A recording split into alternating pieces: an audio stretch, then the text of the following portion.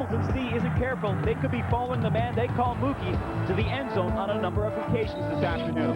In Hamilton, they're licking their chops in anticipation of a street fight with their longtime rivals from TO. This man, Ronald Williams, could be the focal point of the Ticat offense. He wants something to cheer about at Skydome this afternoon. This game could be tough on the players, and it's coming right at you next.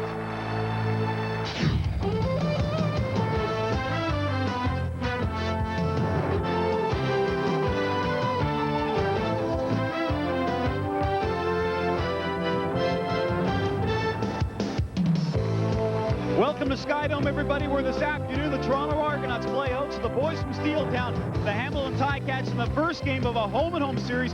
Both teams are coming off defeats. The Boatmen were manhandled by Calgary, while the Ticats were shut down by Montreal. Hello, everybody. I'm Peter Ruckhazer. Welcome to the CFL on CBC. You know, the big question going into this week's game was who would start at quarterback for the Hamilton Ticats. Last week, Danny McManus suffered a hamstring injury against the Montreal Alouettes. He's feeling better, but we still don't know if it'll be Danny Mac or if it'll be Billy Dicken at the controls. As for the Toronto Argonauts, they have the worst record in the Canadian Football League. They're 3-9-1, yet they still have a chance at making the postseason play. With only 5 games remaining in the regular season, they have to string some victories together to make their postseason hopes come alive. With more on the contest, let's go upstairs to Mark Lee and Chris Walby. All right, thank you, Peter. I don't know what they're doing them down there. Okay, so the Ticats are waiting to just before kickoff to decide whether to rest or play Danny McManus because of his injured leg. But the problem for the Cats is that they're awfully thin behind him in Billy Dicken and Todd Bankhead. Now, Ron Lancaster was saying the other day he likes Dicken, thinks he's a gunslinger, but he threw 3 picks last week. Well, that's what happens when you got a new kind of guy coming in right now. He's a rookie. He's going to come in, he's going to try and force the situation. As a result, last week, he goes out there, forces the ball, 3 interceptions. Can't have that today from young Billy Dicken. On defense, cornerback Nicholas Harper. They're talking about him being a Rookie of the Year candidate, but last week he was burned twice, and you know he'll get attention today. You know what? He started picking off the balls, getting interceptions. They started to shy away from him. Yet last week they went back and tested him. They burned him twice. He got a pass interference on the goal line that led to another touchdown. If I'm Toronto, I'm going after him early right now. Well, on the Argo offense, Kerwin Bell has really rekindled his connection with Daryl Mitchell. I think he's thrown 6 touchdown passes in the last 4 weeks to him alone. Well, this is a unique combination. I mean, what you have here is a beautiful combination of chemistry, understanding where each other player is going to be. The quarterback throwing a ball to a specific spot, knowing the receiver is going to be there, and the receiver having enough confidence, knowing the quarterback will get him the football. The old adage, offense sells tickets, except in Toronto. They'll be relying on their defense today. Listen, the defense is the backbone of this team right now for Toronto, and these 2 guys in the middle have got to get it done. They've got to wreak a little havoc in the backfield. Johnny Scott and Tyrone Rogers have better put on the chin strap today. You got it all strapped on yourself. Hey, if Danny Mac doesn't play, this could be a close game today. What are your game notes? Well, I think if I'm Hamilton, there's a number of things that got to happen. On offense, you got to stop the giveaways. 7 turnovers last week. I don't care who you're playing, high school, pee-wee, you're not going to win. On defense, you got to eliminate the big plays. We talked about the fact that Montreal threw big plays against Hamilton last week. For Toronto, execute and make plays. They've been in a lot of football games, but they haven't been able to capitalize and score points. On defense, you've got to create turnovers. They've only got 13 interceptions, lowest in the league. If you want to win, you've got to get the offensive ball. Argos are winless in 5 games at home here at Skydome, looking for their first win here this afternoon against Hamilton. Let's go back down to Peter.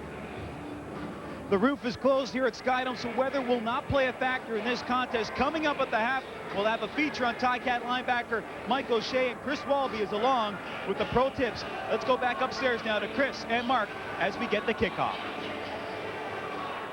All right, thank you very much, Peter. The head coach of the Tiger Cats, Ron Lancaster, saying this will be a test today. If they have to go without Danny Mac, he expects his team to rally around the young ranked rookies in Dicken and Bankhead. And there's Pinball Clemens, who suffered his first defeat as a head coach on the sidelines 1 week ago in Calgary, losing 31-14. He says there's a sense of urgency in his camp with 5 games to go, and they are in dire straits in last place, still hoping for a playoff spot, 3 back of the Winnipeg Blue Bombers. Well, they lost a close one to Calgary last week. They were in it to the 3-quarter mark, fell apart in the 4th quarter. He really wants 60 minutes out of his team today. He says this is the turning point. This is a crucial, pivotal game. Well, Prefontaine will kick it off, and Archie Emerson has the ball at his own 14-yard line. Straight up the yard lines and runs into a host of Argo tacklers before crashing down into Fred Perry just across the 30-yard line. A 61-yard kickoff and a 17-yard return. And there is the starting quarterback for the Tiger Cats, Billy Dickin, who completed just 4 of 15 1 week ago in relief of Danny McManus for 69 yards. And he'll have a few butterflies today. Well, the big stat, obviously 3 interceptions. You see the veteran, the KG vet, Danny McManus dressed, but very, very unlikely to see any action today.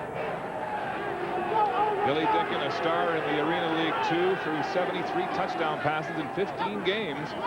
But this is a much bigger field in Canada to play with, and he'll start on the ground. And Ronald Williams is hit immediately and driven back for a loss on the play. Tyrone Rogers and Roger Dunbrack putting the grip on him. Well, you had to do that. And, of course, we're talking about Billy Dickin, Ronald Williams getting the football. Archie Emerson lined up as a running back, really a slot back. The receiving core, Corey Grant, Grigg on the outside, Flutie and Moriali at the slot back position. And that big offensive line, Gary Brown, Burns, Coulter, Dittman, and Hackett at tackle. And you also see Mike Mihalik back, alternating at the guard position. The line has allowed only 4 sacks this year. They'll be put to a test here in a 2nd and 15 situation. A tough one for a young quarterback. He pumps. He's chased now. He drops the ball. The ball's loose, and it's recovered by the Argos. Perry has it for an Argo touchdown. Oh, my goodness. What a way to start.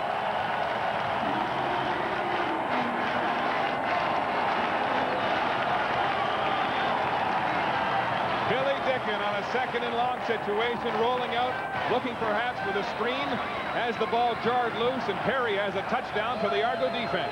Well, as you said, the big boys up front in Toronto have got to get it done. They've got to wreak havoc. The first play, we saw Ty Rogers come there, just crushed the running back Ronald Williams. In this play, Roger Dunbrack does a great job of keeping pursuit. Hustle, hustle, hustle. Staying after him all the time. Chases Dickin to the outside, as you say, strips the football. Fred Perry, Johnny on the spot, grabs it, takes it into the end zone. Brady with the point after. It is good. And this man, Fred Perry, who leads the Argos in forced fumbles, has a huge touchdown to start this one on defense for Toronto.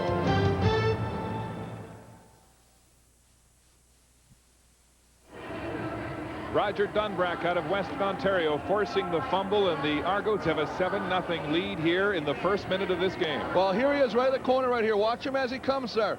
All he's going to do is going to work against Dave Hack, number 68. Dave Hack has to take the linebacker, which means that Dunbrack, number 70, comes free. Can't block him. He's a free guy. Dickin cannot run around holding the ball like a loaf of bread like that. All that happens there, strips it. Fred Perry grabs it, goes in his hand, gets the Argo bounce if you would. And a quick touchdown by that defense that's really looking like they come to play today, Mark. They sure are, and Michael Clemens told us yesterday at the pregame news conference as we look at Fred Perry that he would be depending on his defense today. They would be the backbone, and they have set the tone early with that huge fumble recovery for a touchdown. Here's Archie Emerson at his own 13, trying to find a block, looking for a wall, gets forced out of bounds at about his own 35-yard line. So decent field position for the rookie, Billy Dickin, and his 2nd series of this football game. But you have to wonder if he's a little bit rattled by that start. Well, I think most definitely. And I mean, one of the things that Coach Clemens said was that when they played Calgary last week, and I hate to go back in time, but he said one of the things that Calgary did so well that won them the football game was they hustled all game. That was indicative of that play right there with him coming around the corner and Roger Dunbrack not giving up. Ron Lancaster saying they're going with basically a training camp offense here so that these young quarterbacks won't be confused. Ace backfield. Ronald Williams play action fake, rolling right, lots of time for Dickin. Can he make up his mind? Going out of bounds, intended for Darren Flutie, but it was nowhere close to being caught on that play. Well, you had 2 guys down there. These guys are going to have to be responsible. They did a good job in the first series. Dunbrack, Rogers, Scott, Fred Perry with the touchdown at the other defensive end. The linebacker crew, Terminator Tiggle in the middle, Martavius Houston, Glenn Young at the outside linebacker, and a secondary anchored by safety Marcelo Simmons, Vernon Mitchell capers at the half, Shaw and Adrian Smith at the cornerback. Another tough situation for the young quarterback, 2nd and 10. Standing in the shotgun at his own 30-yard line. 5 receiver set, 6, nobody in the backfield. Down the middle, it's nearly picked off, then it's tipped, and finally dropped. Marcelo Simmons looking for the tip drill on that intended pass to Archie Amerson, but it'll be a punting situation for the Cats. Well, one of the things you want to do is you want to try and get this kid Billy Dickens some confidence, some momentum if you would. Right now he's a little edgy, and this is to be expected of a young guy being thrown under the gun. Right now he's throwing behind. I mean, the closest guy to that ball was Byron Capers, who should have came up with an interception on that one. He's just got to go down, get back on the bench, have the rest of his team rally around him and say, you know what, just relax, Billy, we're there with you, buddy. We got the belief, we know we can do it. Just settle down. Cody Ledbetter, the backup who's injured, was telling us that he has a lot of friends, Billy Dicken does, on this Hamilton team, that he has made a lot of friends socializing, playing cards, and as you say, that counts a lot when things are tough in a football game. Well, absolutely. They really like the guy, and they want to play for him. That's the big thing. He knows they'll be there for him. Here's Adrian Smith at his own 30. Not much running room, and good tackling by the Tiger Cats as they close down the field and force him out of bounds. Warren Muzica make the tackle on that play. A 48-yard punt from Osbaldiston and an 8-yard return as Kerwin Bell comes out onto the field, and he has really revolutionized this offense. They're going deep for a change, something they didn't do with Jimmy Kemp at quarterback. That is probably the biggest difference in this Toronto offense since Kerwin Bell has come. I mean, you take a look at his numbers from Winnipeg. He's still a 61% thrower. He's 63 right here. He hasn't really improved that much, but as you say, he gives you the element of going vertically down the field.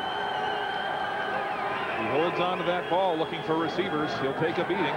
Outside for Burst. It's in his hands and out. Incomplete with Mike O'Shea right on his tail. Well, those screen pass. I mean, he's trying to throw the ball to number 34. Tony Battleship Burst, Kerwin Bell, Michael Jenkins, the running back, Ala Pinball, the receiving crew, a good crew, Kerwin, Mitchell, Tyrone Brown, Andrew English on the outside.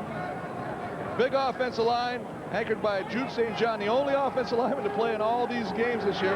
Nunziata Meyer, Morgan, and Crafts at the tackle. Well, there have been 12 offensive linemen in and out of the lineup all year on this injury-plagued line. 2nd down and 10. Pass is complete to Michael Jenkins at the 40.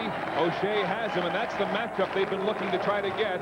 Jenkins, who's built like Pinball Clemens, against the big linebacker O'Shea. Well, that is exactly what it is. He had 7 catches for 96 yards last week against Calgary, and they're all typically of that fashion. They're just going to release him out, try and get him covered by the backside or short field linebacker. In this case, Mike O'Shea. Now, that is, in paper, a mismatch. Yeah. But in that play, Mike O'Shea does a great job of staying with the back and wrapping him up short of the first down. Well short of the first down. It'll be 3rd down and 6 as Darryl Mitchell and Bell converse about perhaps who was open on that last series. Prefontaine, big rush, just gets the punt away. A high spiraling punt pushing Amerson back inside his 10-yard line. He lets it bounce nonchalantly, and the ball will come to a rest at about the 1-yard line of the Tiger Cats. Horrible field position for Billy Dicken on his 3rd series of the game. You know what, Mark? This is unforgivable. As a coach, you always say, never, ever let the ball bounce. You never do that because you don't know. Obviously, Archie Amerson thinks the ball is going to bounce out of bounds, but as we saw, it just goes back farther, and Billy Dicken's going to start with dreadful field position on his own 5-yard line. Here you can see them coming after the punt right now. They're bringing everybody. Look at the guys trying to bust in the wall. There's Joe Monfort and company. You keep doing this, you're going to rattle the kicker, and he's going to shank one. Well, they're going for the block, didn't get it, and it backfired on a 69-yard punt from Prefontaine. A 3-yard return in its 1st and 10 Tiger Cats at their own 5-yard line. Billy Dicken in some tough situations, fumbling on his 1st series, recovered by Fred Perry for an Argo touchdown, and he couldn't get it going in the 2nd series. He'll stay on the ground here in the shadow of his own goalpost. It's Ronald Williams, maybe a couple on the play, rumbling through the interior of that defensive line of Toronto. Well, Leroy Blue, and you know, it's hard to even watch him in a blue uniform here. He's being, the old Eskimo colors all the time. Just comes off the corner. Number 89 does a nice job of following pursuit, coming down. He's at the top of your corner right now. Just going to keep working down. As he does, comes down, slides off, makes a tackle. Nice job by the 12-year veteran. Coming back in midseason, invited by Michael Clemens to help stabilize this defense. Another 2nd and long situation. 2nd and 8 for Dicken. Now inside his end zone. Going wide side. It's intercepted. Mitchell has it for the Argos. Touchdown. Wow. Mark, I mean, the fans in the sky don't if you're back sitting in a seat in your love seat in Hamilton, you're watching this, you've got to shake your head right now. This is not a good throw. We talked about the series earlier. Billy Dicken trying to force the situation. He forces this into double coverage. And, I mean, Vernon Mitchell picks it off, but it's nowhere near Andrew Gregg, the intended receiver. He also appears to be late in getting rid of the ball. He's reading, taking too long, and a lot of those routes have closed by the time he's releasing his pass. And those are a result of practicing. All week you're working against a scout defense. You see certain things, the coach drill in your head. Look for this, if you see it, get rid of the ball. If you don't, look to your secondary receiver. I mean, that's just a question of a young guy trying to read a situation and coming up unsuccessful. Vernon Mitchell with his first interception of the season, and it's 14-0 Argos.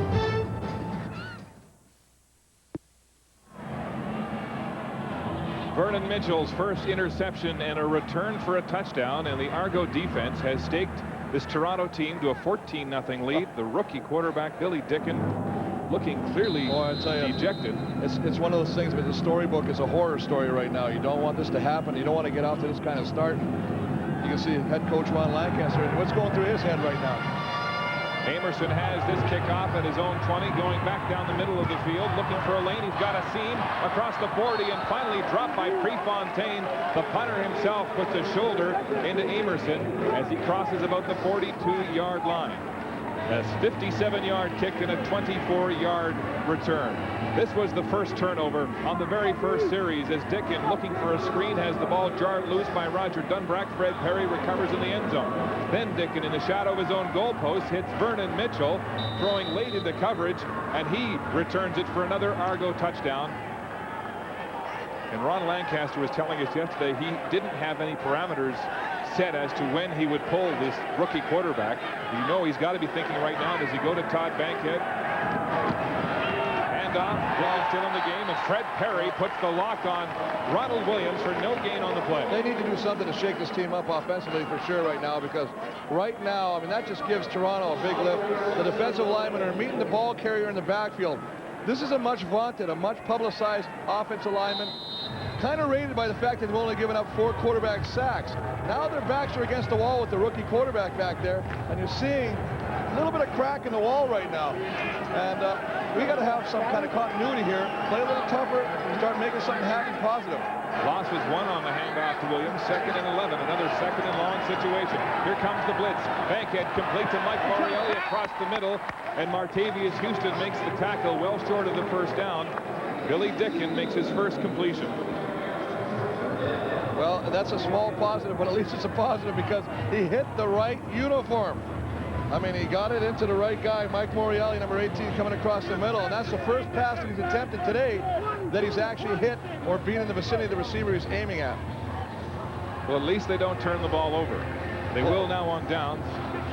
Well, that's one of the things that even Coach Lancaster said, yesterday, was the fact that he would rather have his quarterback be sacked than the quarterback throw an interception. At least they know they have an opportunity to punt the football away. Paul Osbaldiston averaging 43.1 yards a punt, 3rd in the CFL, standing just outside his 30-yard line. Adrian Smith is the lone man back for the Argos on a big booming punt from Osbaldiston. Smith back at his own 13-yard line. Good pursuit.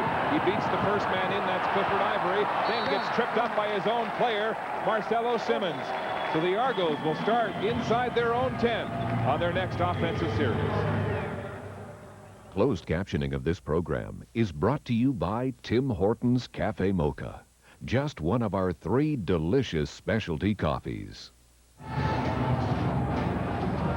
Veteran Ronald Williams, who is just 1 touchdown shy of tying his own Ticat record of 14, and he's the veteran, the kind of player that Ron Lancaster will be counting on to rise up around the rookie quarterback, Billy Dicken. Well, I think you're going to see a little bit of temper start to flare on the sideline. Wake him up, baby. You got to wake these guys up. First down, Argonauts, just across the 10-yard line. The handoff up the middle is to Jenkins, and there's not much room there as Cummins puts the lock on him. Well, this is a tremendous defensive line to try and run the ball against. Joe Montford, we'll talk about him all day. Cummins, Philbrick in the middle, having a great year.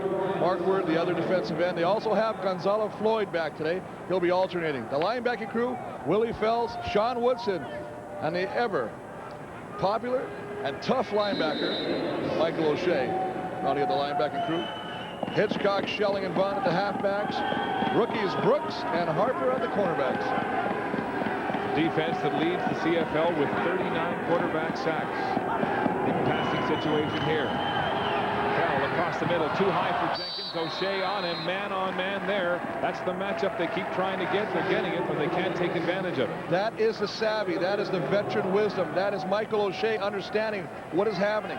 He's a student of the game. He watches film. He breaks it down. He reads tendencies. He sees that Michael Jenkins is just going to release. All he's going to do, he's going to come right through there, just kind of try and pop it over the middle right there, but he's step for step with him right there.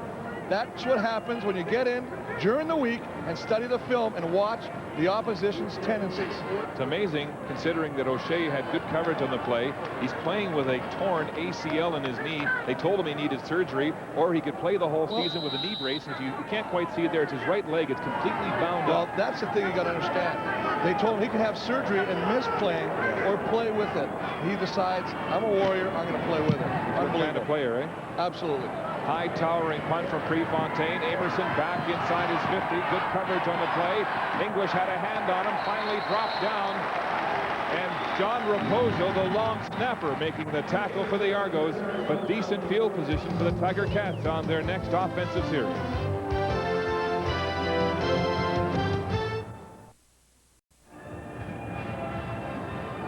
Okay, yeah, I know that. Welcome back to the Sky Dome. Ray Zaremba in a chalk talk with an O-line in Toronto that's done a good job. They really have it. I mean, when he picked up Ron Mayer and he picked up Dwayne Morgan, he made the comment in the paper that now it was better than sex. Now, I don't know where he's coming from, but he's a happy guy anyway. One of the best O-lines in the league from the Tiger Cats now put to the test, trying to shield this young quarterback. He's going to try and throw. Will he run? He will run. Dickin across the middle, hit hard from behind, fumbled the ball. It's loose. The Argos say they've got it. Another turnover. That's 3 for the Tiger Cats in the first quarter. Again, we're talking about hustle. Billy Dickin sees it. He does the right decision. Nobody's open. Tuck the ball away and take off and get whatever you can. But the problem is, as he's doing it, Johnny Scott pursues. Keeps coming back. You see Todd Bankhead probably going to put his helmet on.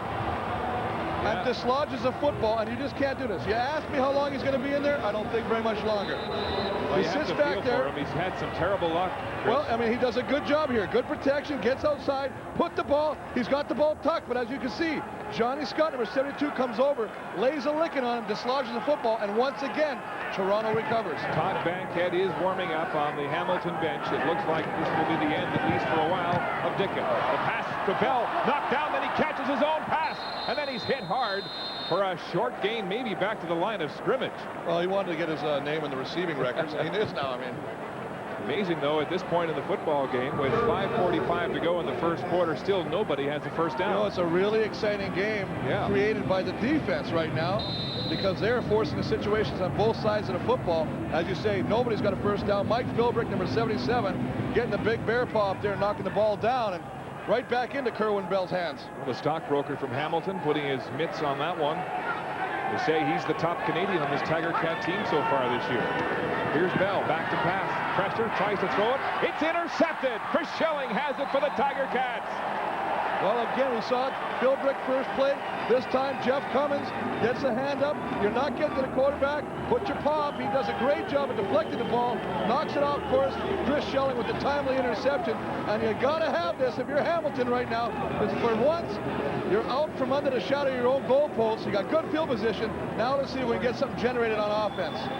Another look at the pressure. He was too close to the line on that one. Tried to just tip it over top.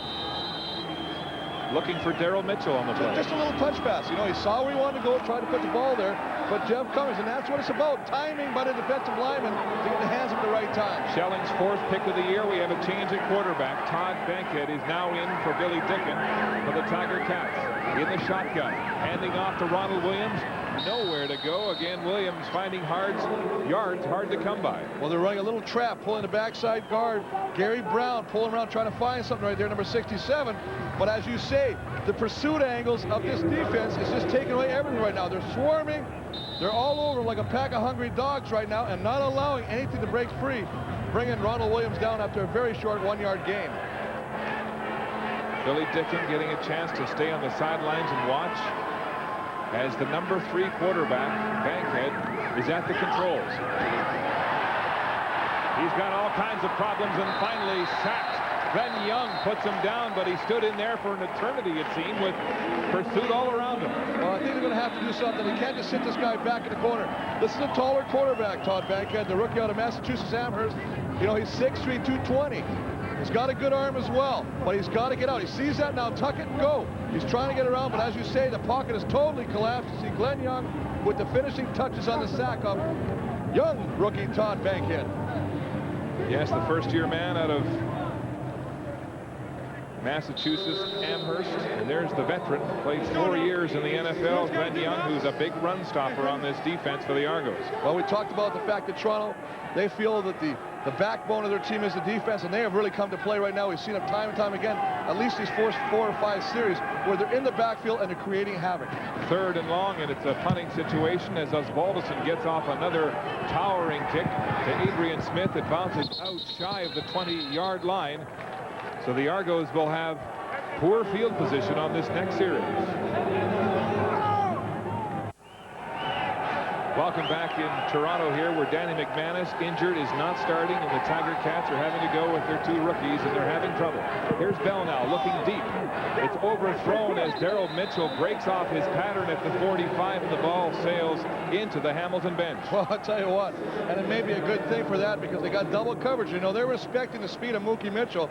You got the cornerback, Kevin Brooks, getting help over top by Gerald Vaughn, the halfback, who comes over and cheats to that side, seeing number 87 fly down the field. It'll be 2nd and 10 for the Argonauts as Burst goes out. And this is the offensive show we've been seeing so far. Can't believe it. -12 for the Cats and only 6 yards for the Argonauts as the 2 defenses decide to dictate the terms. Bell going to the air again. For Kerwan, it's complete, and a first down for the Argonauts. Is that the first down of the game? I think it is. That's the first down, Mark. You are a scholar. Andre Kerwan, the 4th-year man out of Stanford. But there's a penalty on the play, and it looks like this is coming back offside. The call against the Argos. And good offside. Toronto number 83. 2nd down repeat. Good pressure by the Hamilton front 4. Joe Monford working outside, coming back on a little inside move on Dwayne Morgan, putting the pressure on Kerwin Bell in that play and putting him on the turf. So Tyrone Brown, receiver, offside for Toronto, and there goes the first down of the game. We're back at square one. Argos with 6 yards offense. Tiger Cats -12. 2nd and a mile. 2nd and 15 here for the Argos. Pursuit now. Bell in trouble. Just throws it away lamely. And Mark Word had pursuit there. There's a flag on the play, and it looks like Bell may be called for grounding the football. Well, you have to get it over the line of scrimmage. Remember, that's the new rule right now. You can't just aim it to somebody and dump it off to avoid the sack, and that's all Kerwin Bell does. And you can see him arguing the referee, but we'll send him down a playbook at halftime. Intentional grounding. Toronto 14, lost it down. 3rd down. I mean, you see the pressure, 97 at the bottom of your screen, just going to get it. Now, he just sees him coming and tries to avoid the sack, throws it in a direction, but it has to cross the line of scrimmage. Mark Word out of the Kansas City Chief camp this year, the rookie, has been a welcome addition on the outside of this defensive line with 3 sacks and a huge pressure there to force the Argos to punt out of their own end zone. Prefontaine back for Toronto. We talked about this front 4, Hamiltons. They get after the quarterback, and both the Toronto tackles, Dwayne Morgan, and in the last case, Jerry Crafts, are really going to have their work cut out against Mark Word and Joe Monford. Prefontaine looks like he's going to run the clock and then be pushed out of the end zone by shelling right through one of the advertising signboards. And a single point, or at least a double, a safety touch for Toronto. So the defense continuing to score all the points. In this case, a defensive player on special teams for the Tiger Cats is Mike Pinball Clemens, wearing the headset for the first time as a head coach, saying he wants to be more involved in the plays that are being called. Well, he also says he's the kind of guy, when he was a player, was always in the coach's ear, telling him what he thought they could run. He says, now I can have the headphones, I'll hear what's going from up top from the offensive coordinator, and I want to get the plays out there. I want to have the decision. And that's what he's going to be doing right now as he confers with the referee. So consecutive penalties. Offside, grounding the ball, killing that first down for the Argos, and putting them in bad field position as they give up the safety touch. And I don't really recall a game in recent memory where, with only 2:19 left in the first quarter, there wasn't a first down generated by either team. It's amazing. But at least the Cats are on the board. 2 points as their two young quarterbacks have struggled against Mike Clemens' defense. A year ago it was the top-rated defense in the country. This year, not one defensive category dominated, but this man must be wondering what kind of a defense he's played against today. You know what? They have slowly and quietly put the pieces together. They've added people. They added Tyrone Rogers. They brought Leroy Blue in. They're adding the pieces they feel that will make them a contender. Now it's the question of they have to make the playoffs. They feel if they get in the playoffs, anything can happen. But they have to get there first. Wally Highsmith, the defensive coordinator, talking to the spotters booth for the Argos as the ball is kicked off. Archie Amerson's got Jeff Johnson in front of him, tries to go down the middle, and is stopped quickly at the 30-yard line. Well, he was stopped at the 30-yard line because Fred Perry refused to be blocked and took on the blocking wedge of the Hamilton Tiger Cats and just went right through it like a knife in hot butter. Or that would be a hot knife in butter, wouldn't it? I think you got that straight this time. Reminder to join us on Thanksgiving Day Monday for our annual doubleheader. You and I, Chris, will be at Montreal where the Eskimos come a-calling, and of course the Bombers will be at BC Place Stadium. Chris Cuthbert, Glenn Suter, and Steve Armitage standing by to do that game on Monday. Here's Bankhead, extra lineman in the game now. Ronald Williams still can't get any blocking up front as this offensive line has all kinds of difficulty with the Argo defense. They have got to start throwing the football and take the linebackers of the Toronto Argonauts out of this mix right now. They're lining up everybody within a yard of the line of scrimmage right now because they're not respecting the pass. Anytime you do that, look at this. Look how tight these guys are. They're a yard off because of the fact they're not throwing the ball successfully. They're going to play the run. So you're saying they've got to pass now to set up the run? They have to start. We've run the ball, and I know that's hard for the lineman to say, but hey, there are times. 2nd and 10. Bankhead back to pass. Over the middle, it's too high for Morreale and intercepted. Back it comes. The Argos have another touchdown. Donovan Carter to Vernon Mitchell, and Mitchell's got his second of the game. Now I'm going to talk about something. You want to talk about being unselfish. Donovan Carter catches a tip ball, gets an interception. He's got nothing but a sea of blue around him going into the end zone. He stumbles. Instead of worrying and getting up and taking it himself, he laterals the ball to Vernon Mitchell, who takes it in for his second touchdown of the game. But unbelievable. I mean, when things are going right, they're going right. The Argo defense is crushing the Tiger Cats' young rookie quarterbacks. Bankhead now with his first turnover of the game. That's 2 interceptions returned for a touchdown, 1 fumble for a touchdown. And I'm going to tell you, the linemen of the Ticats are coming off. I saw a couple helmets being thrown on the ground. They're demoralized right now. Ron Lancaster taking the headset off and frustration, wondering what he's going to do. But do you risk putting McManus back into this game with the score 21-2 already? You know what he said? He said, you know what, when you lose a key player, yes, you're going to lose it, and it's going to affect us. But you know what? We all got to play our game. We're all getting paid to play. Well, Cody Ledbetter was telling us that the playbook they're using is basically a training camp playbook with very basic plays. Well, absolutely. You think about it. Who gets all the reps in practice? It's Danny McManus, and it's the backup quarterback who may get a couple. Now, you got a 4-day work week. You're only going to run about 20 offensive plays, 30 at the most per practice. That doesn't give you a whole lot of time to soak up what you need to do in a game. Donovan Carter, the rookie out of Northern Illinois, with the pitch as he stumbled to another rookie, Vernon Mitchell out of Florida A&M. And Todd Bankhead now getting some remedial quarterbacking from the backup, Cody Ledbetter. And you know, he told us before the game they were going to try to keep this basic, try to find plays that these young kids can work with and read. He's got the play. He's throwing the ball. He hits it. He's off the mark, though. That's the problem. So the receiver reaches back, tries to bring it down, tips the ball up, and then it becomes a tip drill. And on that play, Donovan Carter is the one that comes up with the football. Well, you had to wonder when Ledbetter went down whether the Ticats should have gone for some veteran help as a backup quarterback. Listen to this. He's out there in the field before this game saying, you know what, if need be, I could probably play in a couple weeks. Will that be a factor? Well, that's pretty optimistic, I think. I think so, too. Here's Amerson from his own 15, gets a block outside, has a wall. Amerson now with a head of speed, but flags are down as he's turned inside and finally dragged down from behind. Looked like Byron Capers on the tackle for the Argos, but flags are down on this return by Archie Amerson. A 63-yard kick and a 24-yard return. This is coming back. Well, we're going to go back. Holding. Hamilton, number 7 on the run back. First down. Kyle Walters. Absolutely. I mean, this is one of those things now. You know, when things are going bad, you need somebody to kind of take you out of the hole right now. It's almost like being quicksand. You keep sinking. Now you need somebody to pull you out of this. And I mean, we need to see something from this offense for the team to get excited about right now. Chris, you know, on a lot of those passes, the Ticat receivers were open, but the ball was poorly thrown behind the player. That's basic. Very basic at the professional level. Bankhead now up under the center. Carl Coulter will stay on the ground looking for some help. There's Williams finally rumbling through for his first big gain. Donovan Carter made the tackle, but some daylight for the freight train, Ronald Williams. And that's the most yardage they've picked up on a first down situation, which makes it 2nd and 3, which allows Todd Bankhead to use more of the limited playbook he has. You can see the offensive line just going to reach to the right now.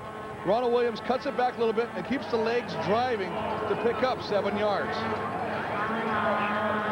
2nd and about 3. Bankhead and his Ticat offense embattled as it is. There's Williams struggling. Looks like he'll be just shy of the 30 again. It's Carter on the tackle. Carter alternating with Glenn Young at the outside linebacker position. And they'll need a measurement here. It's very close. Well, it's very close, and this is an interesting situation if you're Coach Lancaster as the quarter ends. And we'll come back, we'll find out. Will Ron Lancaster decide to go for it on the 3rd down situation or punt the football away?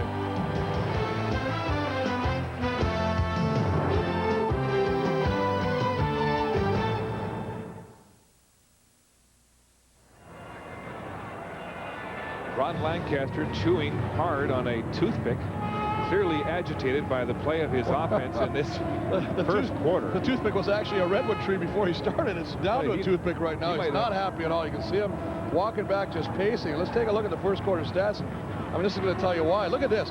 I don't know about this. No first downs at all. That's unbelievable, but this is the big one here, obviously. I mean, 4 turnovers resulting in 21 Argonaut points, and I mean, you just cannot start out. Now you're behind the 8 ball, 21-2. I mean, there's still 3 quarters of football. You've got an offensive juggernaut. You got talented people on offense. It's just about them all coming together. And Danny Mack, you can see him discussing it with. Well, Ron keeps saying all week, he'd go up to Danny and say, "How you feeling?" He'd say, "Good." He asked him the next 5 days in a row. He kept saying, "Good." And Ron said, "Well, can you play? I mean, what's the deal here?" And well, you know, good is about it's a speech to Danny Mack. Short yard, 3rd down gamble is good for the Tiger Cats as they change ends to start the 2nd quarter. And that's the first down of this football game. Something to cheer about. And there's Jimmy Kemp warming up now for the Argos after a lackluster beginning to Kerwin Bell's stint at quarterback. So might we see the backup? Isn't it an interesting irony in the fact that Toronto, who was struggling, has got a wealth of quarterbacks? You not only got Jimmy Kemp, you got Jay Barker dressed as well, who will probably be the future of this organization for years to come. First down, Tiger Cats, just across the 30-yard line. Bankhead turning, handing off, and the Argos red bat again. It's Donovan Carter, who seems to have the playbook in his back pocket. When the Donovan Carter was playing, Will or short side linebackers line up like that, and he's coming like that, you've got to see that. You've got one too many guys. You can't block him. I mean, look, he's going to get the football. Look, he's coming free. Number 2 just comes in your screen free and clean. You cannot run the ball successfully when he's coming. Look at him. You got to block him. You have to do that or get out of that play. That's one of the problems about having a rookie quarterback. How much does he have for the ability to audible? Well, Carter nearly took the handoff himself. It's 2nd and 12. Bankhead back to pass. He's got time, a good passing lane. But the ball again is thrown behind the intended receiver, Corey Grant. We're not even close. We're not even close. This is a situation that would disturb me if I'm on the sidelines. We're not even close. As much as I don't want to play Danny Mack, and I don't think you still will see him. I mean, they probably got Michael Shea listed at 3rd string. You got to wonder, how can I shake this up? Because you're going to have to throw the football. It's a fact of life in the Canadian Football League. The ball's going to be put in the air. But you got to get it close to the receiver. They're the two big men you talked about getting some push up the middle, Rogers and Scott. Oh, doing a great job. I mean, it all starts in the middle. If you get penetration in the middle, he's got to break it to the outside, and the guys like we just saw, Donovan Carter, are wrapping it up and mopping him up from the outside. Osbaldiston with a beauty, putting Adrian Smith at his own 30, outside across the 40. He's got a seam, but flags are down, and Smith is tackled at about the 45-yard line. Muzica making contact there, but scarlet flags are on the field. A 51-yard punt from Osbaldiston and a 15-yard return. But this could be coming back. It'll be a holding against Toronto. Holding. Toronto number 11. It's 1st down. So the ball goes back to the 30-yard line as Simmons is called for holding. It's 21-2 Toronto.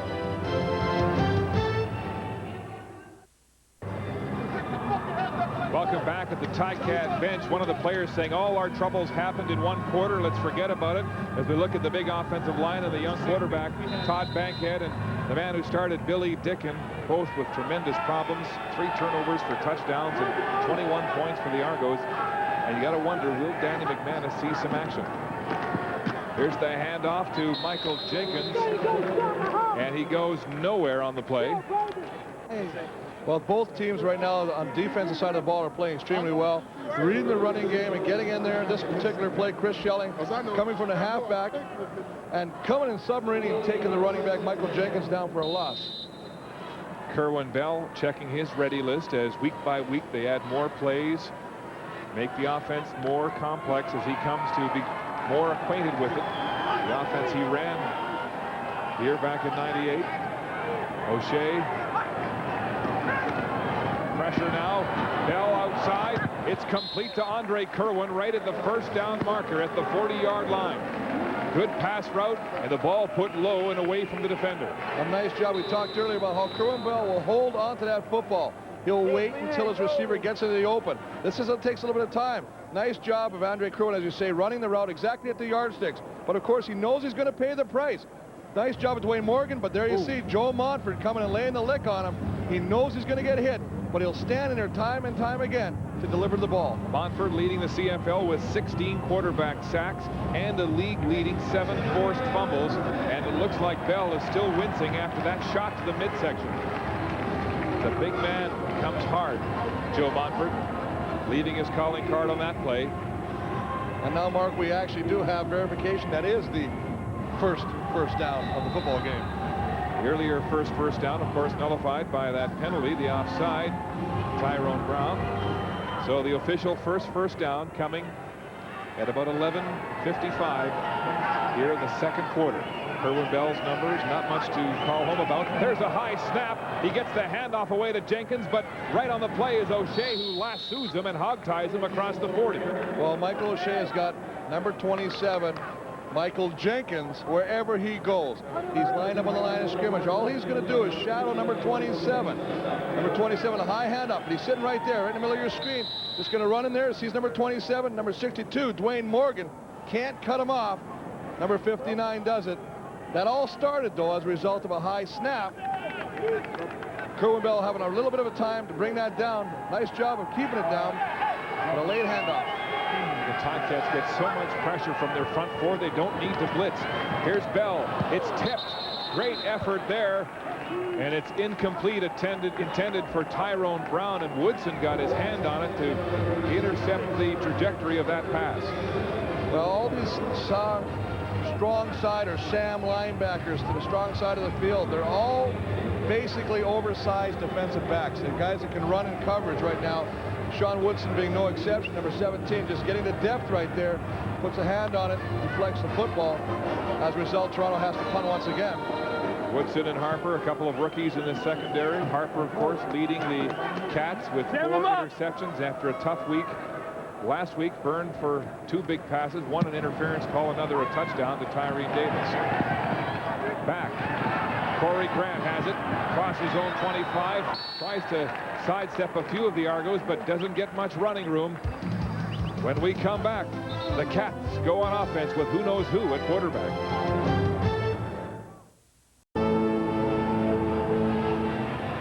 Welcome back to the Sky Dome in Toronto. It's 21-2 Argos. Joe Montfort of the Tiger Cats getting a safety touch, but the Cat offense have yet to roll. And you know that there have been all kinds of deliberations on the Hamilton sideline as the injured Danny McManus tries to lend his experience to Todd Bankhead, who's in the game now, the 3rd-string quarterback, replacing Billy Dickin. His pass is complete to Archie Amerson, but Amerson is pulled down by Marcelo Simmons, and there's a flag on the play. He had his hands close to Amerson's face mask. That could be the call. Oh, most definitely, Mark. It was very flagrant right there in front of the referee, the line judge. And he threw the flag accordingly. And with this penalty, they'll move the ball up. And Major foul, face mask, Toronto number 11. It's first down. well, Marcelo Simmons just in the flat right there, covering Archie Amerson as he gets out in the back. Just a little swing pass right there. Put it in number 9's hands. As he comes here, you can see number 11 now. Look, right, gets him on a shoulder pad. Oh, there's no face mask there. In fact, it was Amerson who had his hand on Simmons' face mask. So the Ticats get a gift there from Bud Steen, and a first down with some decent field position now at their own 43-yard line. They've got 4 receivers to the wide side of the field. Williams in the backfield. He'll go out too. Nobody back. Intended for Grigg. Has he got it? It is complete. Battling Adrian Smith across center field, and another Hamilton first down. And I think what you got to do is you got to help your quarterback. And by that I mean you got to come back to the football. With Danny Mack, you go to a certain area, Danny Mack's going to get the ball to you. When you got a rookie quarterback like Todd Bankhead, you've got to come back and get the football. You got to fight for the ball now. Every throw that this quarterback puts in the air is going to be a battle between you and the defensive back. On that occasion, he came up with it, and Hamilton retains possession. Yes, the ball thrown late there as Adrian Smith filled quickly and nearly got his hands on it, but a great effort by Andrew Grigg to make the catch. And it's another first down for the Tiger Cats across center field as their offense finally begins to move the chains. 9.5 minutes to go in the first half. Bankhead, 6'3", 219 pounds, a big kid,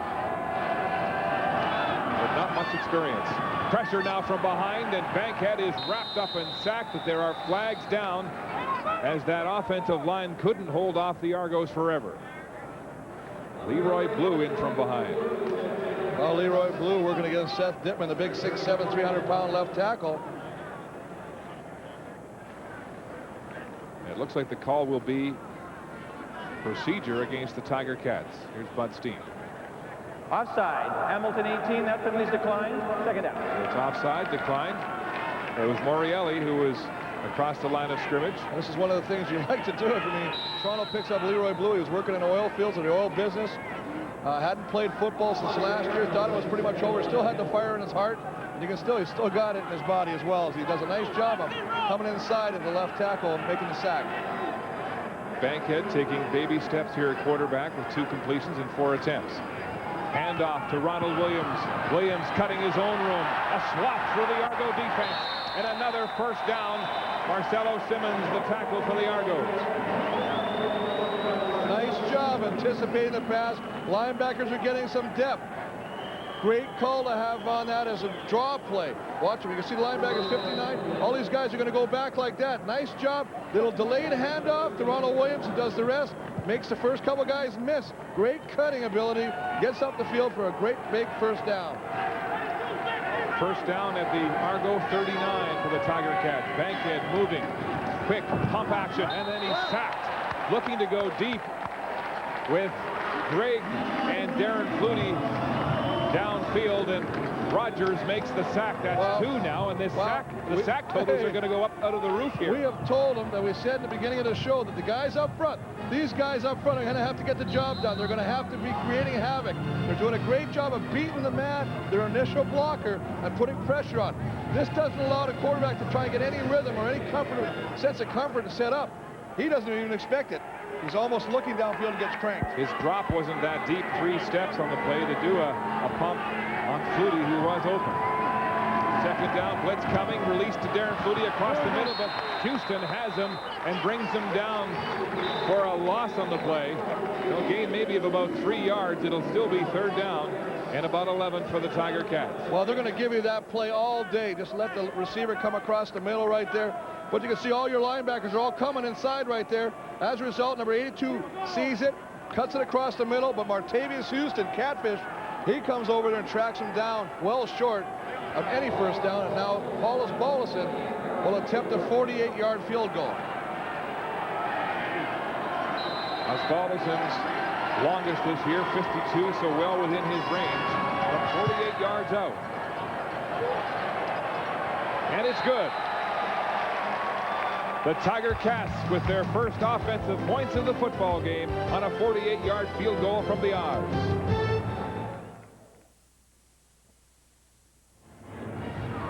Welcome back to the Skydome in Toronto, and there's some experience on the Argo bench. Urban Bowman coming back to this team about 2 weeks ago to take over special teams. Of course, he relieved Cal Murphy back in 1992 when he had his heart transplant and helped direct you and the Bombers to the Grey Cup. A wonderful, wonderful guy. Loves it here. He says it's a great organization. Happy to be back coaching the Canadian Football League. But I think one of the humorous sides about it is he's trying to immerse himself in and get to know all the players. So he's sleeping on an air mattress on a table out in Arundel at their training camp facility or where they practice, just so he doesn't have to go home. Yes, it's amazing what he's doing to be involved in football. Tony Burrs with the flare pass outside, stumbling very close to the first down marker on the play as Harper makes the tackle. Yeah, Urban Bowman sleeping on that air mattress. They said they gave him a pickup truck so that he could drive off campus to get his breakfast and his lunch, that sort of thing. And he makes the odd drive home to Tweed, where he just lives outside of Tweed, where he's got a sheep farm with his wife. And, or else he has to clean out the chicken coop. So he says, that's right, it's a lot easier staying here. Yeah, he didn't like going back home because there's chores. The great man. Second and short, about a yard for the Argos. Hand off, Burr puts his head down, collides with Woodson, and he has the first down for the Argos.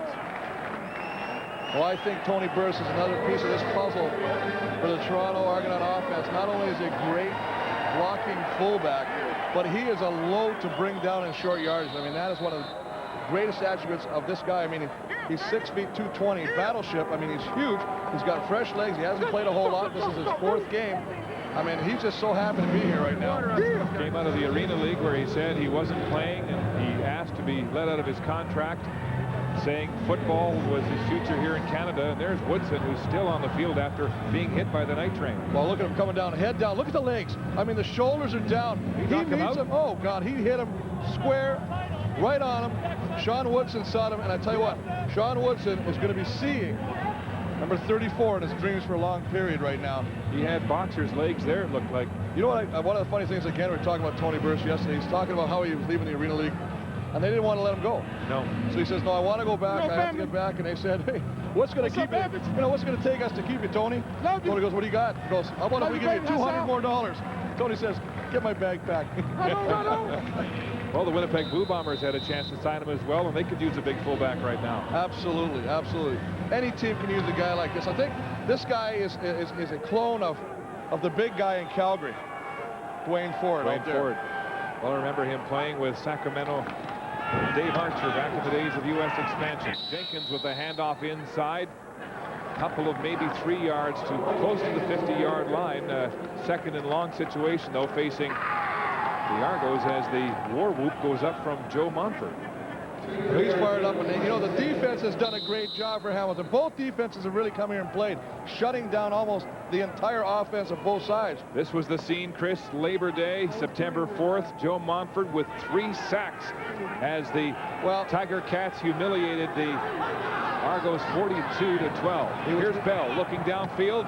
It's in the hands of Andre Kerwan, hanging in the air for an eternity, it seemed, and it's close to a first down for Toronto. Well, it will be a first down, but you know what? In Toronto's defense, the last time that Munford got 3 sacks, he's playing Sandy Annunziata, who is now the center, who is playing left tackle. Is not a left tackle. Hasn't got enough size to play left. There's a lot of different mechanics out there. Yeah. Now, I think that Toronto's a lot happier with the 2 guys they got. Night trained, you know, Dwayne Morgan and big Jerry Crafts. I mean, the guy's the same height when he lays down. So, I mean, he's built like a Mack truck, and yes, he's a big man at 350 pounds, 6'7" out of Louisville. Nunziata has played center, right guard, and left tackle so far this year for the grand slam on the offensive line. Here's Jenkins sidestepping. Oh, a big run. He runs into Hitchcock, but he might have another first down as the Argos open it up on the ground.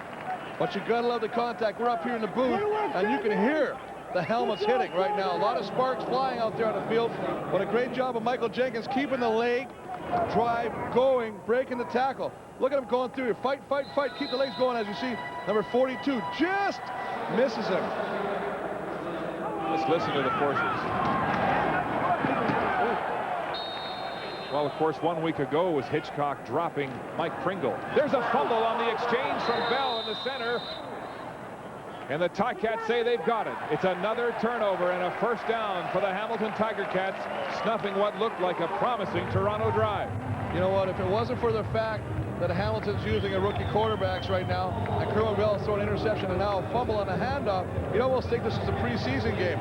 Just mishandles the ball. He's going to try and give it to Michael Jenkins, but just doesn't really get it. He kind of hits his elbow as he tries to put the ball in there. Ball comes loose to a turnover, and it's been a story of turnovers today. This one in favor of the Hamilton Tiger Cats. So Bell back to convalesce on the bench, and Mike Philbrick, who's having a stellar season, perhaps his best in 7. The Carleton Raven graduate with a recovery for the Tiger Cats. Nobody in the backfield. 6 receivers set for the Tiger Cats. Here comes the Argo blitz. Bankhead quick. His flags are down. Gets the ball out to Ronald Williams, but the play is blown down. Williams having words, chirping with the Argo bench as they go to him through the air. Hamilton 82. Down repeat. So Darren Flutie offside, uncharacteristic of the veteran. But remember, it's a different quarterback, different signals, different cadence, and they're trying to time it up. When you're used to one guy who's played and never gets hurt, and all of a sudden you got a new guy coming in, and the second new guy today might throw you off a little bit as far as anticipating the count. Ron Lancaster looks fit to be tied here. He's witnessed one of the worst displays, I think, in his tenure. The Tiger Cats. 1 man in the backfield. It's Williams. 3 receivers right, 2 to the left. Handoff. Williams on the draw. Nowhere to go. Looks like Rogers was in there along with Calvin Tiggle and Johnny Scott. And they stuffed that play on a 1st and 15 for the Tiger Cats. Well, they tried to come back with that draw play they had, the delayed draw. They were successful running it earlier in the game. This time, the defense would have none of it. You see Glenn Young, number 59, right there, tying up a guy right there, forcing the hold. There's a free guy as a result, and Leroy Blue and the rest of the defense. Calvin Tiggle getting in there and swarming around. 2nd down, no gain on the play. 15 yards to go for the Tiger Cats. Bankhead in behind his center. Straight back to pass. Pressure, steps up in the pocket, he'll run. Todd Bankhead across the 45. Puts his head down and drops the ball. The ball's loose. And the Argos have it. Another Tiger Cat turnover. And the Argos with a chance here in the 2nd quarter. Vernon Mitchell with the fumble recovery, but he appears to have hurt himself on the play. Here's how it happened. Well, this is just one of those things. I mean, he pulls it down. Now, look at this hit. I mean, this is just a hit from the side by Glenn Young. You got to hang on to the football, son. You can't do that. I know in the States, they make you, when you start doing that, they make you take the ball to bed. They make you take it everywhere you go, seriously. And they'll fine you if they see you without that football. Maybe they got to start instituting that with these backup quarterbacks or these rookies on Hamilton. 3rd Tiger Cat fumble, 5th turnover of the first half. Flags are down. Looks like movement on the Argo line as both teams continue to have trouble organizing offensive drives. It looks very sloppy, very sloppy. They're trying to get the run game going. It's being stuffed. Illegal procedure. Toronto 66. First down repeated. Well, a veteran, Jude St. John, with procedure there, and there's the rookie, Todd Bankhead, who himself has been guilty of 1 fumble and 1 interception, to go with 2 fumbles and 1 interception by Dickin. All of those leading to 21 points for the Argos. A 21-5 lead. Bell outside, the ball poorly thrown to Andrew English, and he can't catch it. And so it's a 2nd down situation and 15 for the Argos. Well, I'd like to know, there's that old series, Where's Waldo? I'd like to talk about Where's Mitchell? We talked about the chemistry between him and Bell. We haven't seen him at all. He hasn't had a pass thrown toward him, hasn't caught a ball yet. That's got to be frustrating as well. Well, we know that Gerald Vaughn's game plan was to try to beat him up, to get his hands on him, to try to rough him up. Absolutely, but you still got to attempt to get him deep. Throw it and let him loot. He's got superior athletic ability. Let him try it. Here comes the rush. Montfort with a big hit, but the ball's complete to Jenkins in a move. And Jenkins is close to the 1st down. Oh, that was close as Montfort came firing off the edge. Well, Joe Montfort's going to give you that play in and play out. Relentless attacking, coming after you. Clifford Ivory in the screen right there, just swings the ball out. Michael Jenkins, a nice little move. Michael O'Shea, whose job it is to wrap up and follow Michael Jenkins, does wrap him up, but not before a big 1st down by the Toronto offense. Yes, a great effort by both Bell and Jenkins, and it is a 1st down for the Argos, as Montfort came very close to a sack. Handoff. Jenkins up the middle, finally hauled down by Cummins after a gain of 3, maybe 4 yards on the play. The Argos are moving the football. And I don't even know if Montfort was very upset about the fact he didn't get the sack. It almost seems like he's going, come on, we got to stop. We're doing our part now. Let's not break down. We all got to do our individual part to come together as a team in a whole. You can see him right now. Just a little handoff right there. Put him in, let him find his hole. Just goes behind big 66, Jude St. John. Picks up about a good 5 yards. Put 5 yards on the carry. 2nd and 5. Shotgun. Here's Bell. Empties it out to Jenkins again. Cuts inside. There's a flag on the play, but Jenkins is down to the 15 of the Tiger Cats. The flag, though, deep in the secondary. So Jenkins looking a lot like a young Mike Pinball Clemens. Built the same, too. There's short man at 5'6", 207, the rookie out of Arkansas. Pass interference, Toronto 33. 2nd down repeated. Little pick play. Just come across to free him up right there. Allows Michael Jenkins to get wide open. And this time he's going to the wide side of the field, opposite of Michael O'Shea. Ryan Terry guilty of the interference as we go down to the sidelines, and here's Peter Rutgeiser. We're a minute 26 from the half, and coming up at the half, we'll have a feature on Michael O'Shea of the Hamilton Ticats. The big man, Chris Wallaby, comes along with the pro tips, and we'll look at highlights from the 1st half of this contest. Highlights or lowlights, I don't know how you want to describe it. Here's Bell now, back to pass.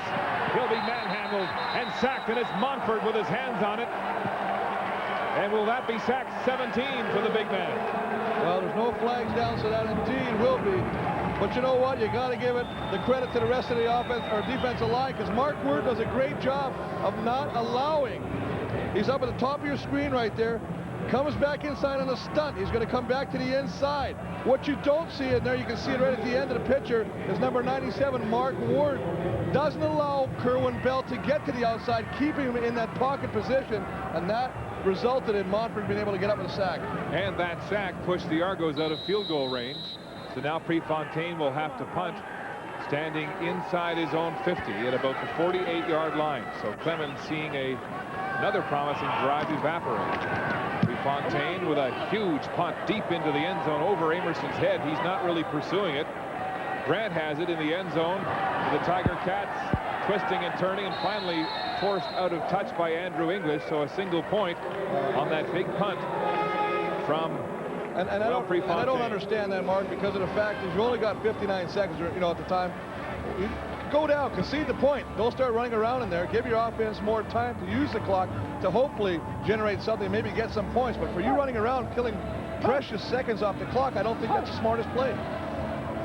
The Argos have a chance, of course, with 5 games to play to make the playoffs, 3 points behind Winnipeg, and here with a big 21-6 lead in the 1st half, looking good, like they could pull the upset off. And if you'd like to follow this football team, There's the number to call here at the Toronto Argonaut ticket office, 872-5000. Chance to watch this team perhaps reel in the Bombers.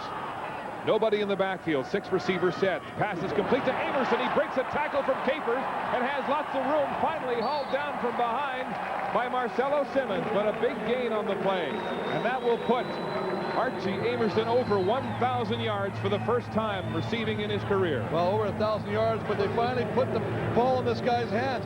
I mean, he's just going to swing over the middle. They're going to flood it. You can see Flutie at the top. Andrew Grigg is clearing it out. He comes underneath, does a nice job of getting the ball. Bankhead back to Amerson. Behind him, he tries to one-hand it, then is drilled by Martavius Houston right into the Argo bench, and he has a few words. That was behind him. There's a lot of bird dogging going on the sidelines, a lot of talk, a lot of cat calls, but the big thing is this is your receiver, Archie Amerson, who had the biggest game against these Argonauts back in September 4th with 7 catches, a touchdown, and of course 104 yards in receptions. I mean, you got to put the ball in your weapons. 1,018, the new mark for Archie Amerson. Another empty backfield. 6 receivers set for the Tiger Cats. 2nd down and 10. Here's the blitz. It's complete to Amerson. He breaks the tackle from Capers again. Tries to get upfield and is brought down by Simmons again. Short of the first down. Gain about 6 yards on the play. Exact same play. As we see Paul Osbaldiston coming onto the football field, he's just going to slide underneath. They're going to clear. You can see 89 clearing the area. Does a nice job of ducking under the tackle, coming back in, trying to find the room. But you got to like the fact that Todd Bankhead has got a few completions in a row now. Maybe that'll, generate some confidence in the young man. Osbaldiston will attempt a 52-yard field goal. That's the longest he's kicked this year as the Cats try to chip away at this Argo lead. Darryl Smith is back. There's the kick. It's got lots of leg, but it's wide to the right. Mitchell will run it out of the Argo end zone, tripping, breaking a tackle, getting outside. There are flags on the play. Mitchell down the sidelines now with room. Cuts inside, beats another tackle, still going, and finally dropped across the 50-yard line. But this could be coming back. Well, definitely, Mark. We'll have to find that call out. Flag dropped in the end zone, right around where Mitchell caught the ball in the missed field goal. The Argos celebrating, but unaware that there are flags down. And it is against Toronto holding the call. And it would have been a return of 67 yards by Daryl Mookie Mitchell. And it's, I guess if you can only get the ball that way, they're not throwing illegal it to him. block. Toronto on the run back, number 73. So a beautiful 67-yard return is snuffed out by Calvin Tiggle's illegal block. Or perhaps that's why it was such a good run. That could have been. Tiggle coming into this game with 63 tackles, identical to Mike O'Shea, the men who basically swapped jobs just before the season, Hamilton and Toronto. Well, they're just going to do it a little bit around. As he gets there, he's right there. Just push him in the back right there. You see him? Push the man down. And as you said, Mark, good eagle eyes on your part. No binoculars cheating here. He picked that out. Right on. That was the block that allowed Mitchell to get to the outside. So it all comes back, and the Argos first down of their own 2 with 12 seconds to go in the half, and they'll just run this one out and go to the dressing room.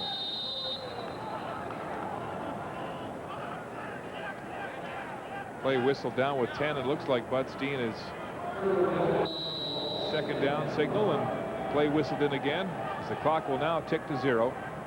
This will be the last play of the first half. An interesting first half, to say the least, as the Tiger Cats fell apart on offense. Turnovers leading to 21 points for the Argonauts, and they now lead 22-5 as the gun sounds to end the half. Ron Lancaster, you have to just wonder what words he'll have for his team at halftime as we go back downstairs, and here's Pete. We're here with Coach Clemens. Your team came to work on time today, especially the defense. You've got to be happy with the way your defense played in the first half of the contest. Without question. We know that we gained a great advantage having Danny McManus out of the lineup, but our defense rose to the occasion and they made the plays. What did you feed Vernon Mitchell today? He's playing fantastic. He's got 2 touchdowns. He's got a fumble. You know what? I think I felt him a little Rattler venom. You know, he played at a school down in Florida. We're both from Florida A&M University, where my dad went to school, and so he's got a little extra venom, burning for venom. Okay, best of luck in the second half. Thank you very much. Okay. We're at the half here at Skydome. The Toronto Argonauts leading the Hamilton Ticats 22-5. We'll be back with more of the CFL on CBC right after these messages.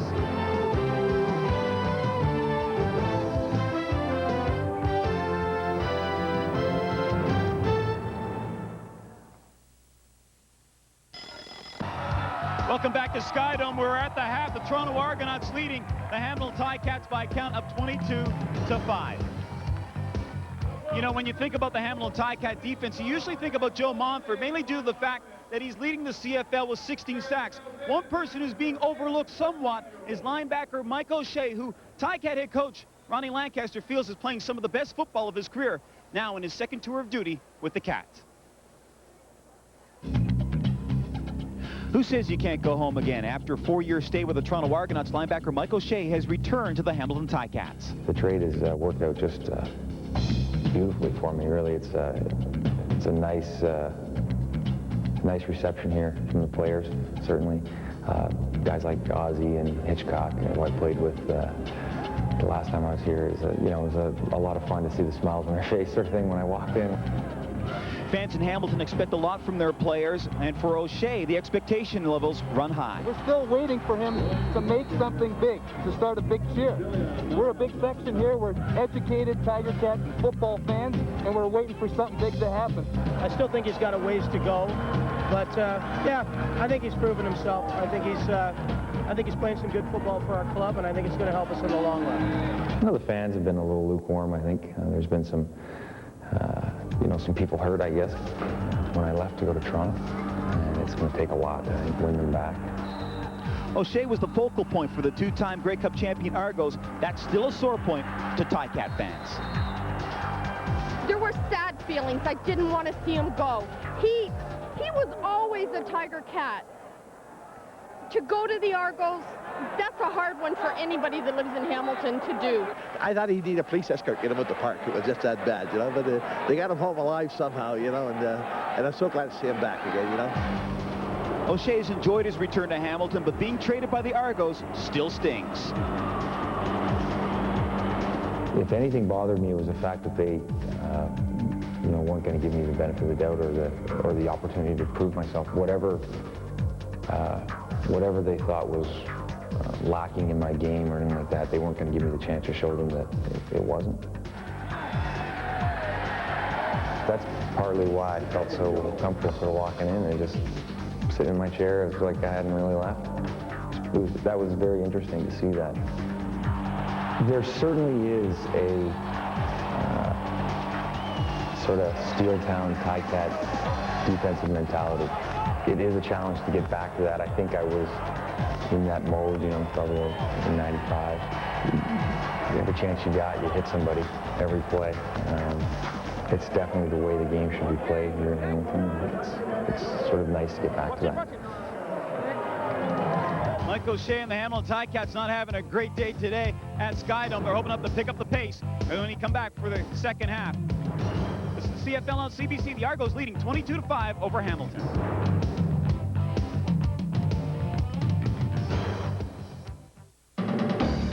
Pro Tips with Chris Waldy. Brought to you by Dodge. Hey, welcome back to Pro Tips. We all know about offense, we know about defense, but what about special teams? More importantly, the guy that snaps the ball for field goal, and in this case, for the long punt, Chad Folk, the Toronto Argonauts. Thanks, Chris. Today I'm going to show you guys how to snap the ball back to the punter. Today I have my punter with me, Noel Prefontaine, and I'm just going to show you how to snap it back to him. First of all, you want to have a good grip on the ball. You want to grab it just like you're throwing the ball overhand, but basically you're just going to cup the ball underneath like this. With your second hand, you're going to place it on top of the football. Get a nice shoulder width stance apart. You bend down, place the ball lightly on the ground so it doesn't get caught, and basically just wait for the punter to call for the ball. You snap it back. I'll tell you what, now you know why this guy makes the big coin. Gotta love these guys. I'll tell you what, it's not as easy as it looks. Go out and try it. If you want to make yourself more valuable to your team, learn how to long snap. Talk to you next time.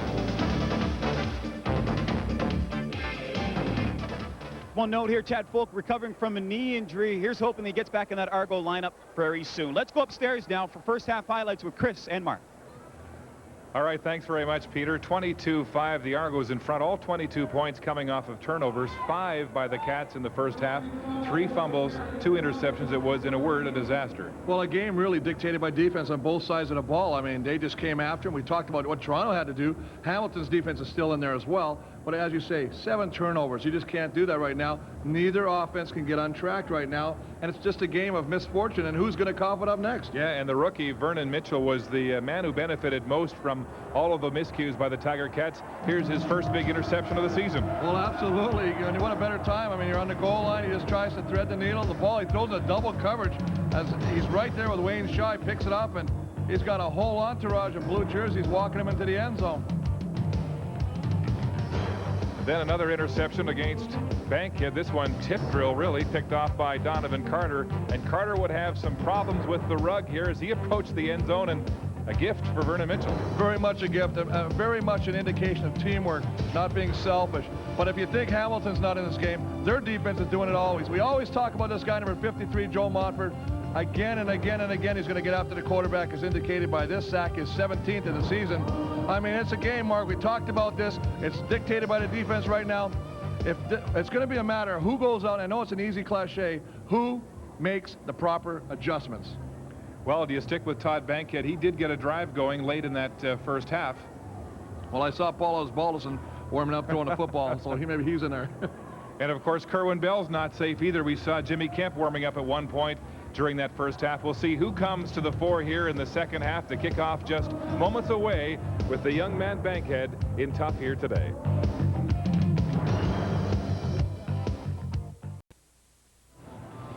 Back at the Sky Dome in Toronto, 22-5, the Argos leading, and all 3 of the Tiger Cat quarterbacks have been warming up here prior to the second half.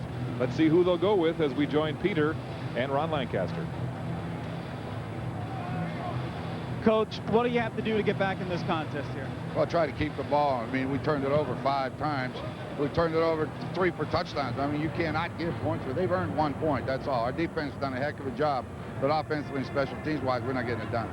You're a quarterback. You were one of the great quarterbacks in this league. What do you say to these 2 young kids here, Dick and Bankhead, to calm them down somewhat? They look like they're rattled out there.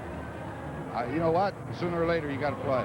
And it's time to play, and they got to go and start making things happen. You can't play passive, and we are. We're scared to death, it looks like. Best of luck in the second half, Coach. So Todd Bankhead continues to warm up on the sideline. He had a decent drive towards the end of that half. Billy Dicken was mesmerized by interceptions and fumbles that really put his team behind the 8 ball. But as Ron Lancaster said, you've got to stand up at some point and play football. There's Bell. He's been warming up as well. Could come back in to start after a rather slipshod first half himself. Adrian Smith takes the opening kickoff to the second half. Down the middle, gets outside now. Pursuit from Clifford Ivory. He breaks a tackle. Still going. Finally, Muzika puts his shoulder pads into Adrian Smith. And a good run back and some decent field position on a 66-yard kick, a 25-yard return by Smith. Well, we talked about the fact the first half obviously dominated by defense. That's indicated by the first downs, 4 apiece. 5 turnovers for the Hamilton Tiger Cats, resulting in 22 points. That's the thing. That's the big difference in this game. Time of possession, again, relatively the same on both sides. None of the quarterbacks, either Toronto's Kerwin Bell or the 2 rookie quarterbacks for the Hamilton Tiger Cats, stood out at all in the first half of play. You're right about that. And this man, the veteran, who has had some great games since coming back to Toronto, is only at 50% for 46 yards. He'll stay on the ground at Jenkins.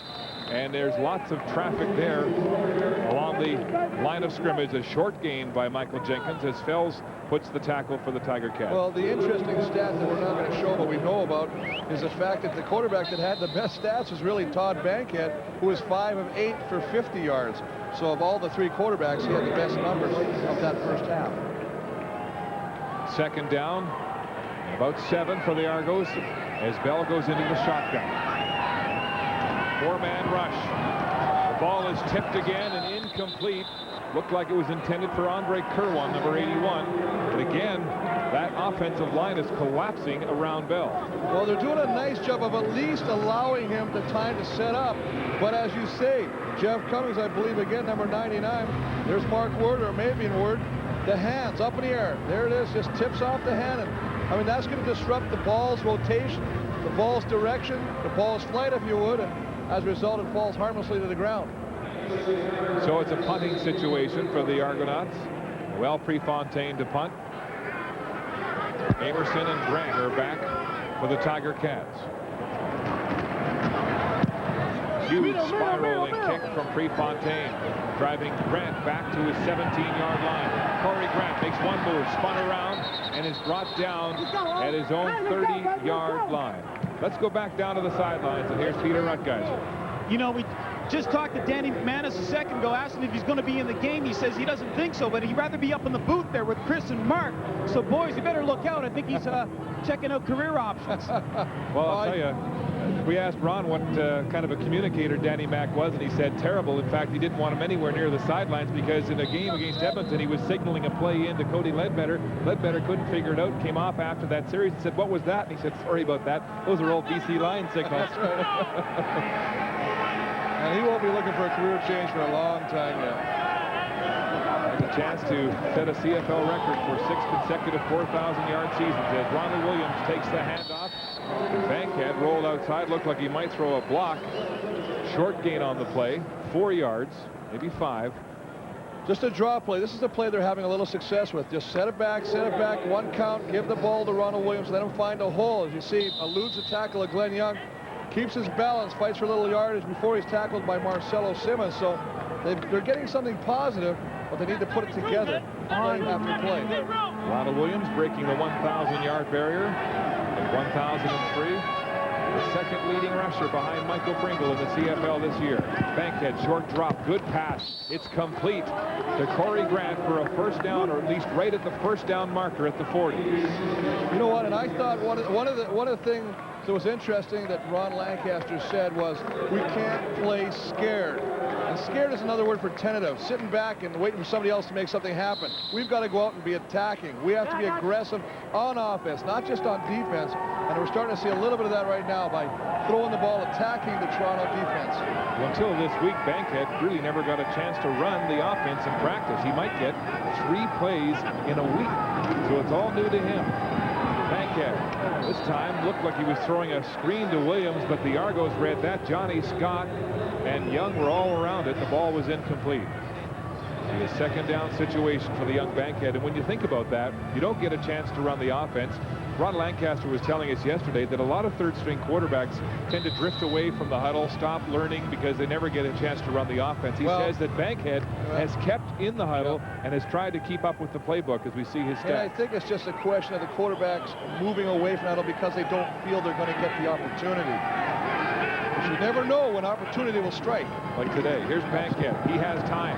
Bankhead across the middle to Morielli, knocked down by Calvin Tiggle on the play. And that took too long to develop. Well, that's right on the head, Mark. I mean, the thing is, it's too long. He's also telegraphing where he's going with the football. He's sitting there, and his whole body is actually turning. Look, he's going to look to Ronald Williams. His body's facing Ronald. He pulls it back down, throws it to the front. The defensive backs are reading him. They're reading him, and they're right there making the plays. Morielli there working to tip that ball away from Tiggle to prevent an interception. Absolutely. He had better position on the ball. Punt situation, Osbaldiston. Longest today, 51, a tremendous average. Here at the Skydome, 50 yards. Adrian Smith back. Osbaldiston with a wobbly kick. One bounce and out of bounds at about the 20-yard line. So no return on the play as Calvin Tiggle has a big play for the Toronto Argonauts. Welcome back to Toronto as Daryl Mitchell takes a moment in the Argo huddle. He's been the hottest receiver in the league over the last month, but today he's gone cold. Look at that. No catches, no yards, no touchdowns, nothing from Kerwin Bell to Daryl Mitchell. Absolutely. He's averaging, I mean, if you look 4 into 36, he's averaging 9 catches a game. I mean, he's got none today. I haven't even seen a pass attempted to him. You can see not a happy face in the huddle right there.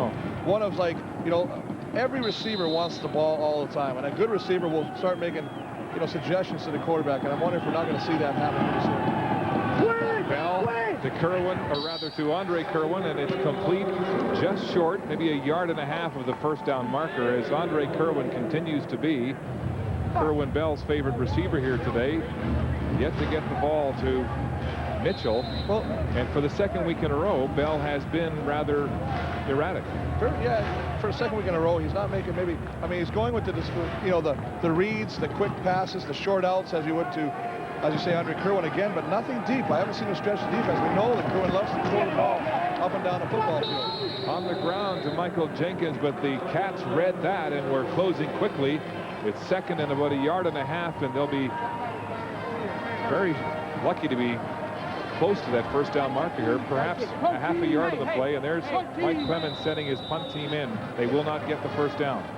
No, they won't, and again, I think you still have got to start, as we see Tony Burris limping very gingerly on that left leg. You've got to start stretching the Hamilton defense. All they're doing right now is trying to slide Mitchell underneath. We know the man has got great speed. Fake him underneath and take him deep. You got to change it up. You can't stay with the same play. And I think that's what they got to do. They got to shake up the Hamilton defense. Well, last week, Michael Clemens said that Bell missed 5 pass completions that should have been complete. There was no pressure on the play. And it's the same story today. Punt caught by Corey Grant across the 30 and tackled immediately by Fred Perry. Tremendous special teams tackle by the Argo defensive lineman. Kerwin Bell and Michael Jenkins talking strategy, trying to get the offense untracked. It's first down. Tiger Cats, Bankhead back to pass, going deep for the first time for Darren Flutie, but it's well overthrown and incomplete. And it looked like that Andrew Grigg and Flutie, I saw Flutie go and break off a wheel route, take it up the field. Andrew Grigg took it to the sidelines, shook his head. I wasn't sure that he was supposed to be the recipient of that ball or he wasn't. But there seems to be a little bit of a lack of communication between the quarterbacks and receivers right now. Well, all the option routes have been taken out of the playbook for this game. They've asked the receivers to run basic routes, much like they did back in the early part of the year. And we should explain that option routes means that as the receiver's running, if he sees a certain coverage, you can break it off and change it to another route pattern. Now they're running predetermined routes that the quarterback will know where they are. Here's Bankhead, pressure now. Drop the ball, fumble. And the Tiger Cats appear to have recovered it as Bankhead dropped it again. And Leroy Blue celebrates more pressure from the Argo defense on this young rookie quarterback. But I also think that you're right, Mark. Earlier you made a comment. You don't think the quarterback should get in the proper depth. 1, 2, 3, 4. He's just sitting there. He's sitting shallow.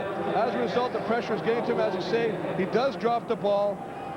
Gets it knocked out, and very fortunate that it did not roll away from him and he was able to come back up with it. But as you say, Leroy Blue sticking the hand in there, knocking it out, comes right back to him. But that would have been disastrous for the Hamilton team. It looks like he's looking for a quick release pass. It's not there, and then he's in big trouble on his second option. Tyrone Brown is the lone Argo back to receive this punt from Paul Osbaldiston from his own 15. Good punt, pushing Brown inside his own 40. Brown goes to the sidelines, gets a crack, and then driven out of bounds by Michael O'Shea at the 50-yard line. So Bankhead with more words of advice from the backup, Cody Ledbetter.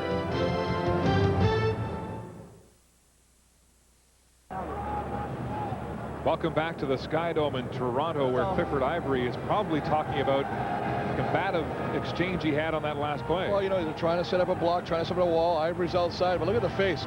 Flagrant right in there. I mean, where the head will go, the body will follow. And I'm sure Wayne Shaw is not very happy with the treatment he received from number 13, Clifford Ivory.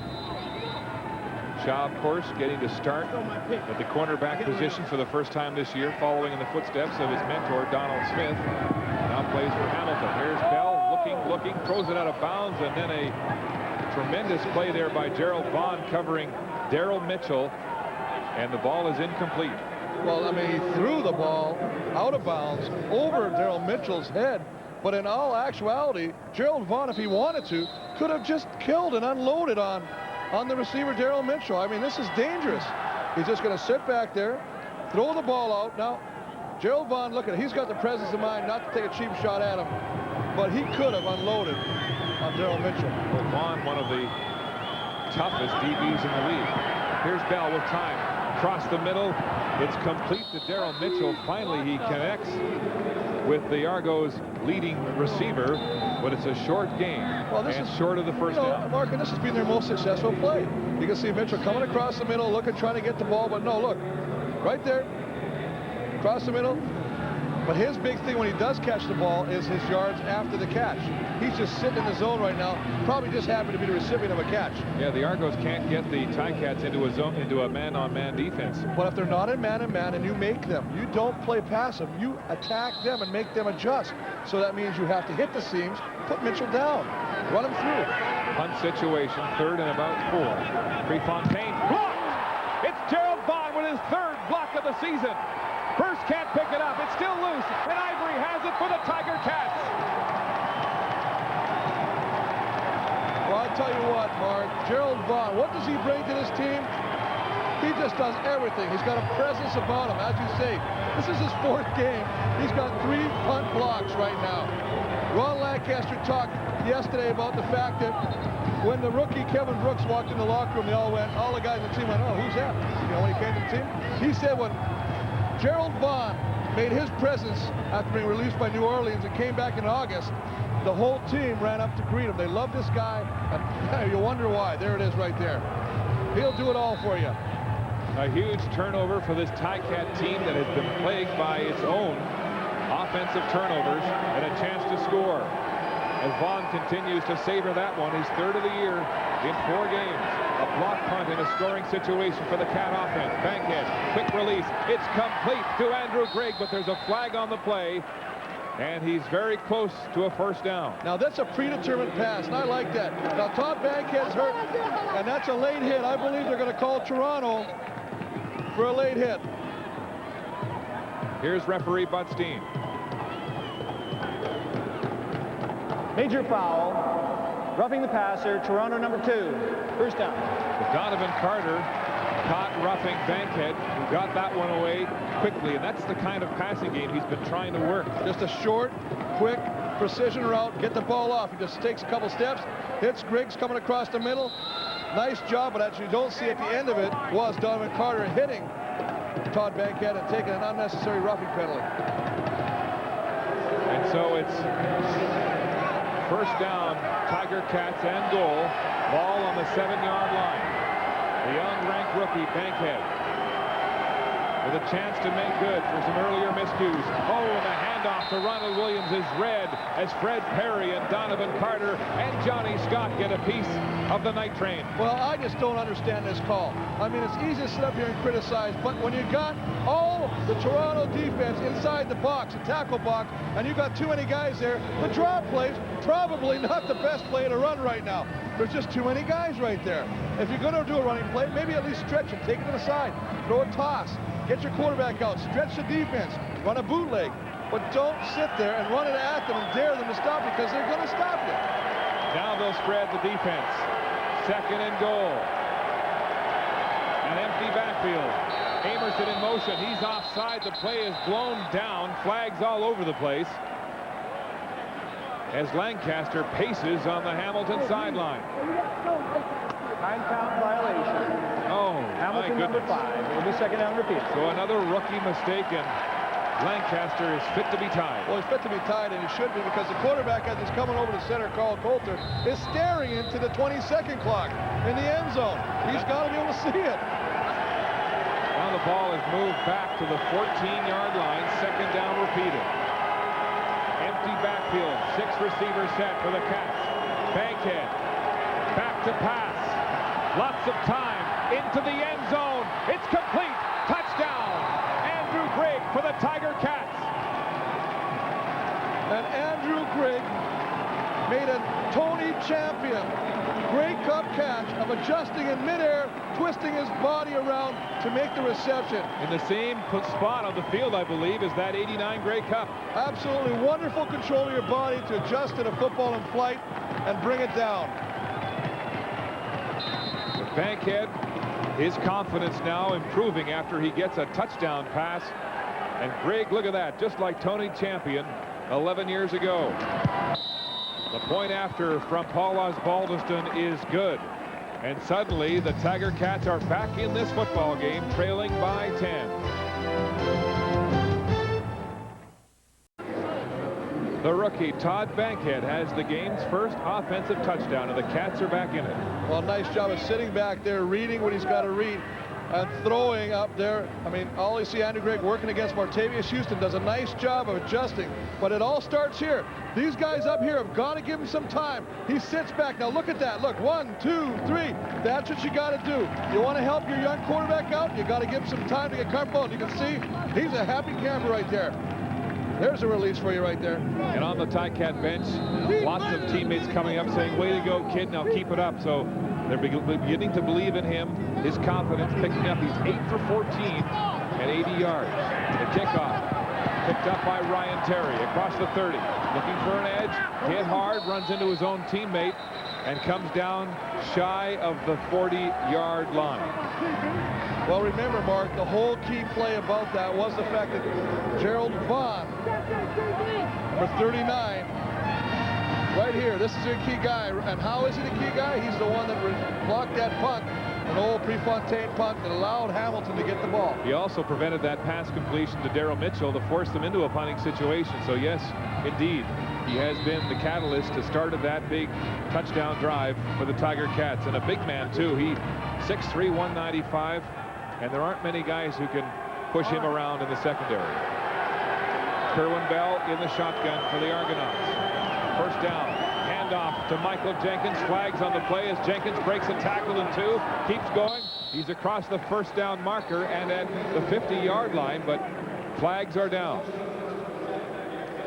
Well, you know, you don't like to see it when they're going to call Hamilton for offside. The line judge at the top of the field threw that flag quickly. Offside. Hamilton 97. That penalty's declined. It's first down. Mark Word offside and first down for the Argos. They have to get going on offense. They can't sit on this 22-point lead or 22-12 lead. That's their first down this half. They've been 2 and out for the previous 3 possessions. Bell now handing off again to Jenkins, and he's quickly grabbed by Mike Philbrook. The gain is a couple as Philbrook, the Canadian, continues to have a big game and some heated words now afterwards. Normally a mild-mannered jokester in the locker room. Well, he is, but they say he never stops talking, and you can see right there, he's always animated. In the locker room more on the humorous side. Right now he looks a little vicious, a little angry right now. He's saying, bring it on, bring it on. He's got some player's blood on his jersey. He's happy. Second down and long. About 8 for the Argos. Shotgun formation. Pursuit now. Gets rid of it, Bell does, and it's incomplete. Intended for Jenkins, but Michael O'Shea on that matchup is winning it today. Well, he is doing a fabulous job right now of staying with a guy that in a 40-yard dash would simply know would outclass him. But he is just doing a great job of reading, and that's what happens. Experience can make up for certain things right now. I mean, he's just going to sit there. There he is at the top, and all he does is he sees him come out, and he's right there. Knowing where you got to be, believing in the system and understanding the system, the defensive system you're in is such an important factor of how you play. He's a scholar of the game. And playing with a blown ACL in his right knee, it's amazing he's still on the field. He will complete the season, he hopes, wearing a brace. Have surgery at the end of the year. There's a big towering punt from Prefontaine. Amerson back inside his 5, gets a block, makes a move, and comes back, and there's Marcelo Simmons waiting with open arms.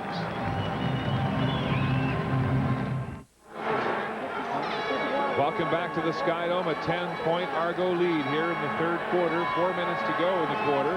Bankhead, after a touchdown pass, starts in the shadows of his goalpost with another completion, staying with the short, high-percentage passes. That one complete to Archie Amerson. And starting to get a little bit of a rhythm. He's starting to put plays back-to-back. That's the biggest thing. The quickest thing that can kill any offense is 1, 2, and out. 1, 2, and out, because you get no rhythm.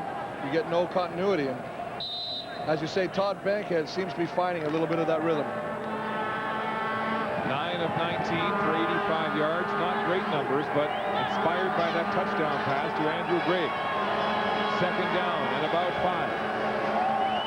Bankhead straight back, short drop, intended for Morreale, complete. He breaks a tackle, gets some more, and then is gang tackled by 4 Argos, but not until he gets another first down.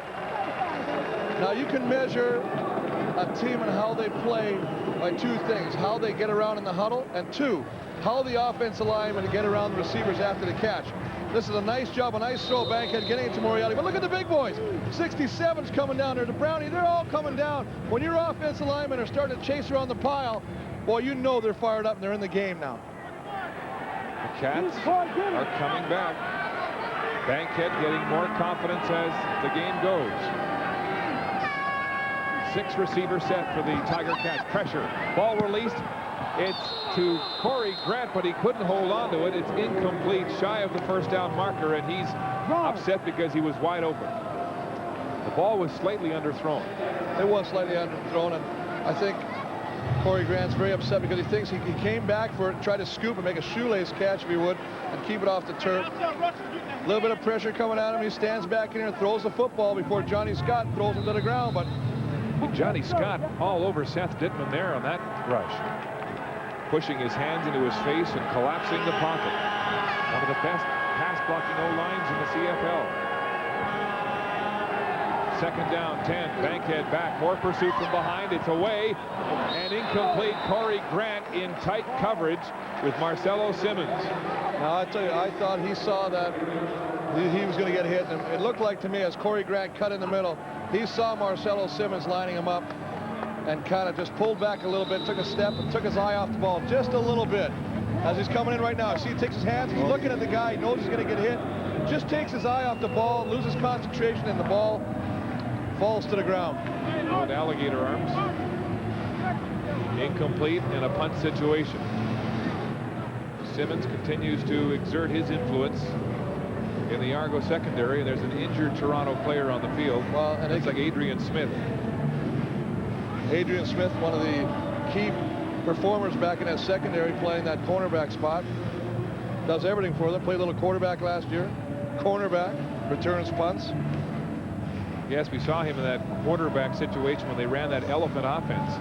Unusual looking crisscrossing of big men.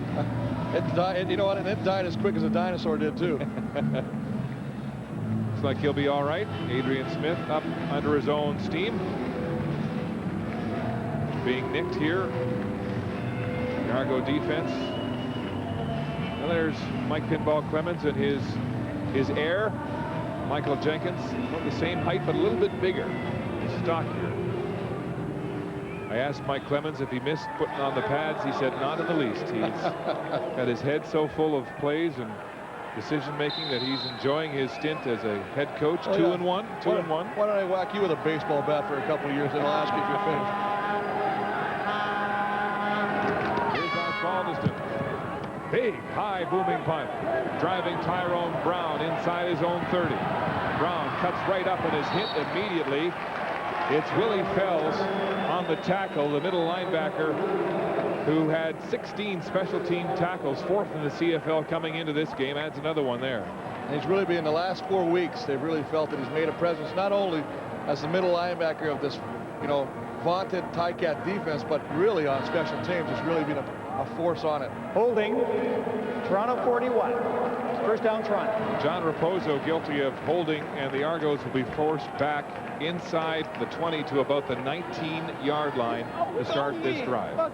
Reminder coming up on Thanksgiving Monday. Our doubleheader beginning at 1 Eastern from Montreal. It's the Eskimos and the Alouettes, and then immediately following that one from BC Place Stadium, the Blue Bombers and the Lions on Thanksgiving. 2 great games to eat a little turkey over. Hopefully they won't be turkeys. Montford with his 17th sack, a league-leading 17 in this one. Back to pass, play action. Bell, lots of time. It's a screen pass to Michael Jenkins, but it's quickly snuffed out by Mike Philbrook and Michael Shea. Well, that's just a release pattern. All that is he's his outlet valve. He is the last resort for Kerwin Bell to throw to right there. He's got nothing else. He's got to get rid of the football. Just dumps it. You can see right there. He'll take what he can get. But as you say again, Philbrook and O'Shea have got 27 all lined up. Mike O'Shea continuing to play with tremendous intensity. Being first to the ball carrier. They're not making him run though. They're not making him put him in any kind of a chase situation. Shotgun, second and about 8. Wide side pass. It's complete to Andrew English. He breaks a tackle, has more, and a first down for the Argos. And there's an injured defensive back. Looks like Chris Schelling was injured on that missed tackle. But English has an Argo first down. Schelling is still down on the field. As you say, Chris Schelling trying to make the play. Andrew English do a nice job of spinning out of the tackle. Hamilton with a little bit of a luxury of having Clifford Ivory, the nickelback, coming in, number 13, and also having the stellar cornerback Donald Smith, who is again having a hand problem and broke his hand and has got a cast on it again. He's had a year of just... Well, he's had that, 2 broken thumbs or whatever, a swollen knee, and then he had the kidney stones. Yeah, the kidney stones, and he didn't pass for the longest time, hanging on to them like they were diamonds. Schelling still down. He had his 4th interception of the season in the first half. One of the tough hitters with 39 tackles, 4th on the Hamilton defense. And it's hard to know. He's holding it. Looks like they're working on his ribs right now. He got swung around as Andrew English pivoted on the reception and broke free of the tackle. Well, a lot of times when you're trying to make the tackle, remember, you're throwing your body out there.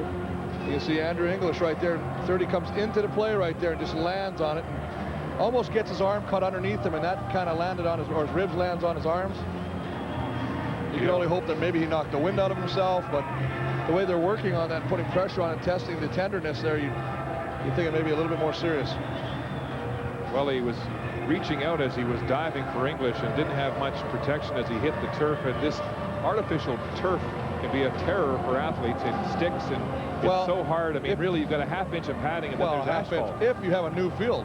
Yeah. I mean, all they do here is they just take out about 72 cans of green spray paint and paint a concrete lot here, call it turf, and save on money. It is a bad field. There's seams everywhere. And now Schelling is up and jogging off, so he looks okay. Gets a pat from O'Shea and Cummins. There's one of the seams right there. Well, you can see it.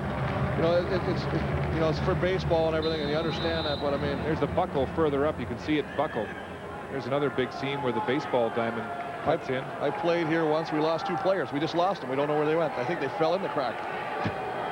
24 seconds to go and counting here in the 3rd quarter. Bell wide side is complete again to Andrew English.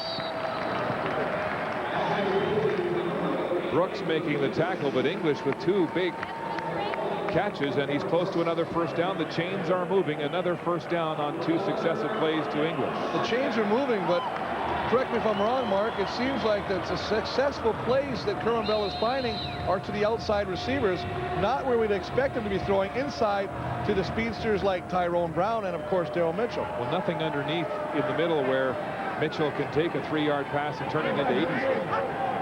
High snap, handoff, Jenkins up the middle, and he's stopped again. Mike Philbrook makes the tackle, then looks down on the diminutive running back. No gain on the play. That's the end of the 3rd quarter, 15 minutes to play, and the Argos holding on to a 10-point lead at home.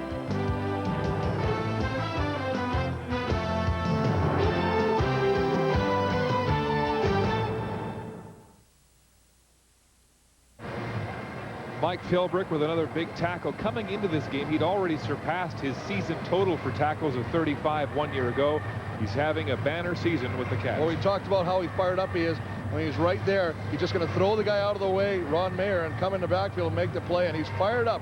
He's talking. He's in there. He's ready to play today. And as you say, we take a look at the 3rd quarter stats. Turnovers obviously still a story. 5 and 3 for the Argonauts. Obviously 21 points off turnovers for the Toronto Argonauts off the turnovers by Hamilton. First downs again even. Offensively, they've been relatively even. We saw Kerwin Bell starting to move the ball a little bit now. We saw Todd Bankhead for Hamilton starting to get a little confidence, culminated by the touchdown pass to Andrew Griggs. So this fourth quarter will be very interesting. I think 2 years ago, Philbrick was quitting football, had to be talked back. He won a Grey Cup last year, having another great year. And there's Mark Word with a big sack on Kerwin Bell, as Bell had no escapability there. And it's a punt situation as this fired-up defense continues to get jacked up. If you love defense, you're going to get a lot of it today. And I mean, it's just a situation. All it is he's working against the right tackle, Jerry Kraft right there. Kraft trying to grab the arm a little bit, trying to swing him around, but Ward will have none of it. Goes around the horn, the corner if you would, and sacks Kerwin Bell. Kraft seemed to be off balance on his heels there. And Bell having a tough outing, unable to get his passing offense going. Archie Amerson is the lone Tiger Cat back. Do they have the block on again? They've had one today. There's a jump on the line. Flags are down. It was Montford trying to come up the middle on the center. You're right. They're probably going to call Hamilton. Looked like they had the block on there. Well, Montford, I think his job is to pull the center out. They're trying to create a lane. And what he does, the big strong guy, will grab the center and grab the guard and pull him to one side, creating an area for the other guy to run. Illegal procedure. Toronto number 6. Third down repeat. Also, Vernon Mitchell, called for procedure, and that'll push them back. That's something you don't usually see, but that could be a communication thing where they're making sure they got the right guy, and he's moving the point to say, I got this guy. And as a result, he moves his foot. You can't move your feet. Here they come again, 11 men on the Ticat line of scrimmage. Here comes the block. Nearly got it. Fell so close. It's away, though, to Amerson all by himself and goes out of bounds at the 19-yard line. To a tremendous punt by Prefontaine to allow no return by the Tiger Cats on that big rush. And absolutely, Mark. I mean, to sit back there and, as a punter, call for it, seeing the horde of Ticats coming after you. And here's the wall. This is the last prevention. They're just going to run right through it. They're going to drive him right back. Look at that. See? And Willie Fells, almost, number 40, almost gets his hand on it. You got to give credit to Prefontaine to get a nice kick it out of bounds, and pin Hamilton deep. Well, he's tough as nails, Prefontaine. He'll put his head down, make a tackle, as he has today, and he stood in there in the face, in the teeth of that Ticat rush to get a great punt away. 53-yarder and no return. Bankhead in the shotgun.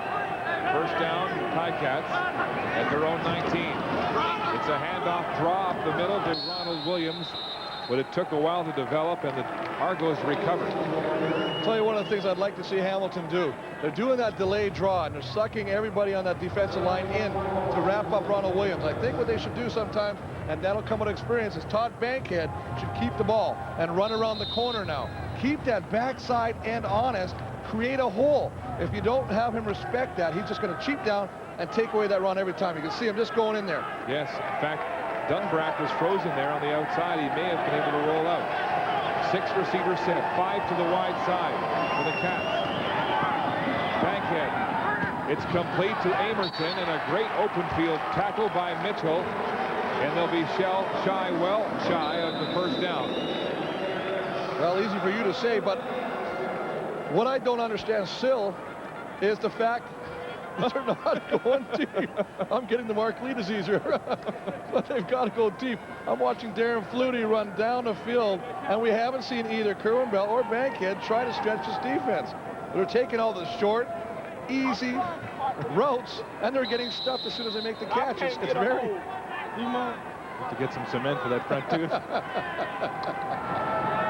Punt situation, Osbaldiston at the 15. He shanked it. It's end over end. One bounce. Caught by Brown across the 50. Hit hard at center field by Hitchcock, and there's a flag on the play. Flags are down, and there's a wrestling match at center field as Rob Hitchcock with a big tackle, limiting that return to 8 yards on a 39-yard punt from Osbaldiston. And it's going against the Argos. And so what looked like promising field position will deteriorate. Illegal block. First down. Couldn't hear Bud on that one. But the Argos will scrimmage from their own 40 when we come back to the Sky Dome in Toronto. It's 22-12 Argos. There's rookie Nicholas Harper out of Fort Valley State College. Got burned a couple of times last week against Montreal, but has been a dragnet here today with the Argos rarely trying to venture into his territory on the corner. Said after the game last week, some of our teammates came over knowing he's a rookie and tried to talk to him and say, you know, it's one of those games, put it behind you. And he took it very seriously and really put a lot of effort in working at practice this week to eliminate that problem. Bell back to pass again. The draw play. They've been running that all day, and Willie Fells and Mike Philbrook again with another tackle for the Tiger Cats. And look at him, he's all worked up. It looks like he may have hurt his right hand, but he's so excited he can't feel the pain. Well, he's got enough tape on there, but I mean, these guys are trying to get up and they're just going to try and take him to the outside. But he's being refused to be blocked. We saw him beat the blocker on Mayer, and this time he beats the block at Jude St. John. Just fights away from the way the offensive lineman is trying to take him. At some point, Bell has got to be trying to influence the safety Hitchcock with all of those handoffs. Maybe he's going to pull it down and throw one over the middle. Here's Bell now. Down the middle. It's in and out of the hands of Ryan Terry before he's manhandled by Clifford Ivory, the rookie, filling in for Chris Schelling. Well, that's one of the nice things, and all these guys have played, and Clifford Ivory has done a great job when he's coming to the nickel back or the extra defensive back, so when Schelling gets hurt, he has really played a lot. He's not really like a newcomer out there. Does a great job. I mean, Ryan Terry sees the ball, bobbles the football, and as a result of the bobbling, allows Clifford Ivory to come over and put the stop on it before he can grab possession of the football. It's a nice job of getting it on there right there. Again, Terry probably should have had that. In close contact, though, and it's a third down situation for the Argos. Prefontaine, here comes the block again, but he just missed. Prefontaine getting that one through and out of bounds, and there's an injured Argo. It's Prefontaine down, but I don't see any flags. Perhaps trying to embellish the close contact, but a 44-yard punt, no return. Tremendous effort, again, under the Ticat onslaught. Well, let's take a look. You see the ball comes back. They're going to come to that wall again. They're bringing too many guys. As you say, the ball just goes over.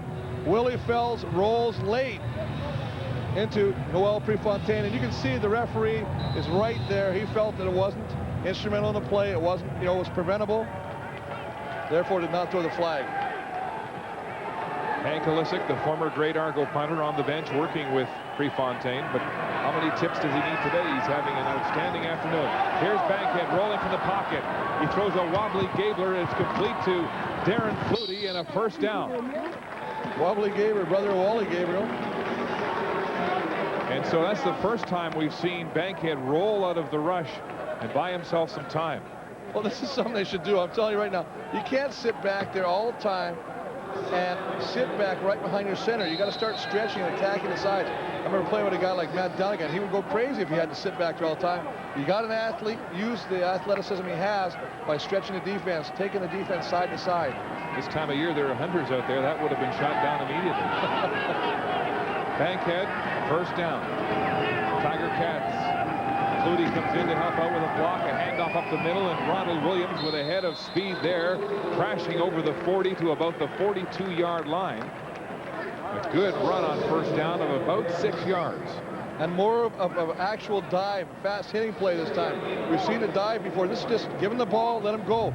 Let him get a head of steam up. See, when the things with the draw play, he sits there, waits for the football, then he goes. On this, he's already going when he receives the football. Nice block by the center, Carl Coulter, on Tyrone Rogers, who was slanting, and he just kept him going. Williams, though, with only 30 yards on the ground in this game. Second and about 4. Pass situation to Williams. It's short. He was open. Incomplete.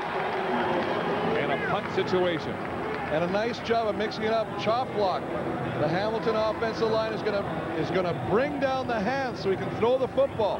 So the offensive linemen are going to go and throw. And you're going to watch right here. Look at that. They're going to bring them down. See how they get their hands down? Unfortunately, Todd Bankhead does not get enough air on the ball to put it into Ronald Williams' hands, who basically had a step on the cover, Calvin Tiggle. Bankhead again getting some tutoring from Ledbetter, the backup who's injured. expected back within a month after breaking his leg and dislocating his ankle. High punt from Osbaldiston.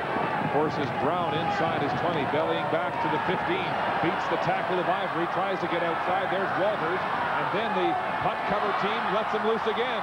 He jumps over Shaw, finally tackled by O'Shea, but there's a flag on the play at about the Toronto 25-yard line. A 54-yard punt and a 12-yard return. And a nice job of Kyle Walters not allowing the outside to be obtained by the speedster Tyron Brown. Toronto number 3 on the run back. First down. So Brad Elberg caught for holding. The ball will come back. The Argos scrimmaging in bad field position from their own 10 when we come back.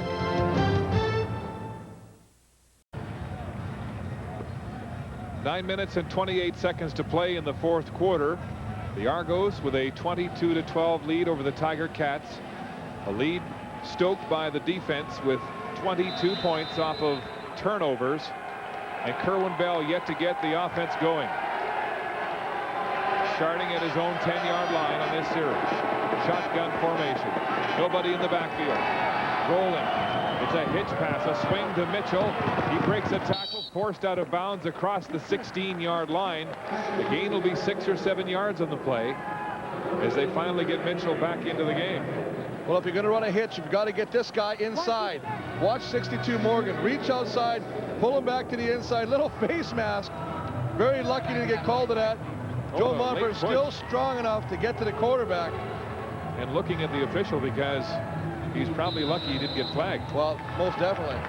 And that would kill them out. That put them deeper in the end. And it would allow Hamilton, hopefully, to have a good second down play and give their offense good field position.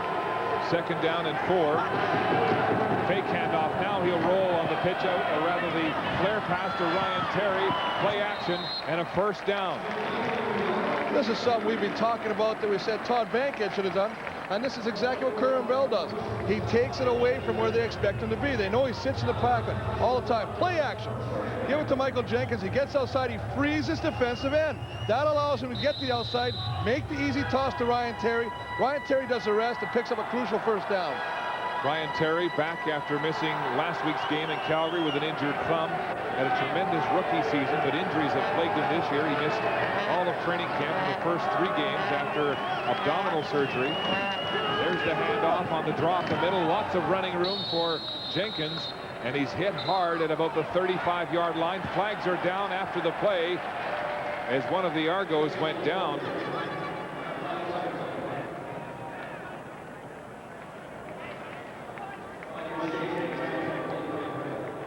Major foul. Unnecessary roughness. Hamilton 97. First down try. Well, we saw Jude St. John get knocked over. This is undisciplined. This is what Ron Lancaster really hates. Watch this as they stand around now, just at the end of the pile. Just going to see it going, keep going, now come back. Now you're right there. You know he's going to throw the flag. Oh, yeah, but nice acting job by Jude St. John as he went down like a California redwood. But that's what happens when you're the man who hits back. I'll just throw water in that hole he created and call it a pool. Drop play again. It's been bread and butter, but this time it's snuffed out as Jenkins is hit hard. It's Mark Word making up for that penalty and having more words with the offensive line. Well, this is the thing. I mean, you got to play, and tempers are going to go. Remember, this is an aggressive game. This is not a love fest out there. Look at that. Look at the hands fighting off there. He actually drives Jude St. John right back into the ball carrier and makes the play. Now, he's trying to make amends for taking the roughing penalty the previous play. Because remember, right now, with 7:14 and ticking, time is becoming a factor. Second down and about 13. Shotgun. Bell back to pass.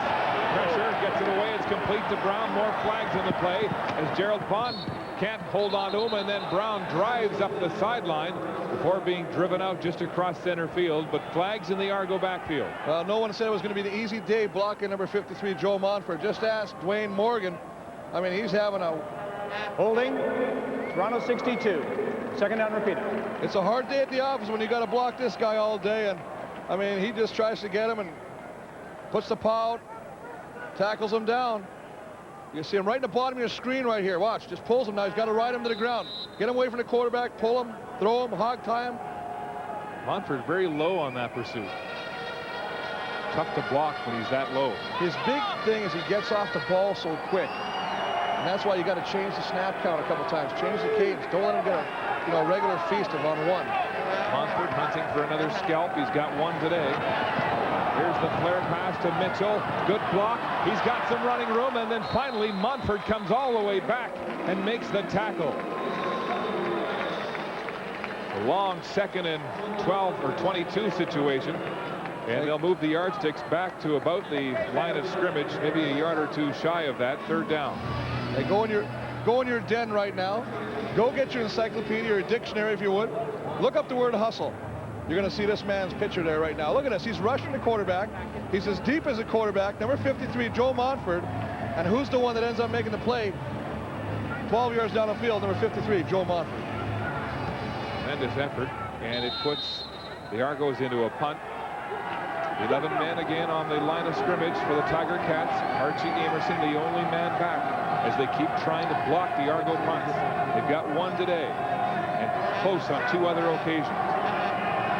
Fontaine running the clock down. Here it comes through the middle. He gets it away just in the nick of time. A high punt to Amerson at his own 20. Amerson runs right into English, breaks the tackle, beats Donovan Carter, and then finally goes down right where he caught the ball on the 20-yard line. It's 22-12 Argos as the Cats take over when we come back. There's the Tiger Cat quarterbacking brain trust. McManus injured with a hamstring on the sidelines, but dressed, and Cody Ledbetter, the backup, injured wearing the headset. He's getting the plays called from up top in the press box from R.D. Lancaster, Ron Jr., trying to talk these young quarterbacks through this game, and Bankhead has settled down after taking over the 3rd stringer from the other backhead, or Billy Dickin, the other backup. And let's see what he can do now with tough field position at his own 10. 1st down, Tiger Cats. Todd Bankhead still at quarterback. Back to pass, short drop, pressure. It's intercepted by Vernon Mitchell. Mitchell with one blocker to beat. Touchdown, Toronto Argonauts. Mitchell's 3rd touchdown of the game. And there's a fight.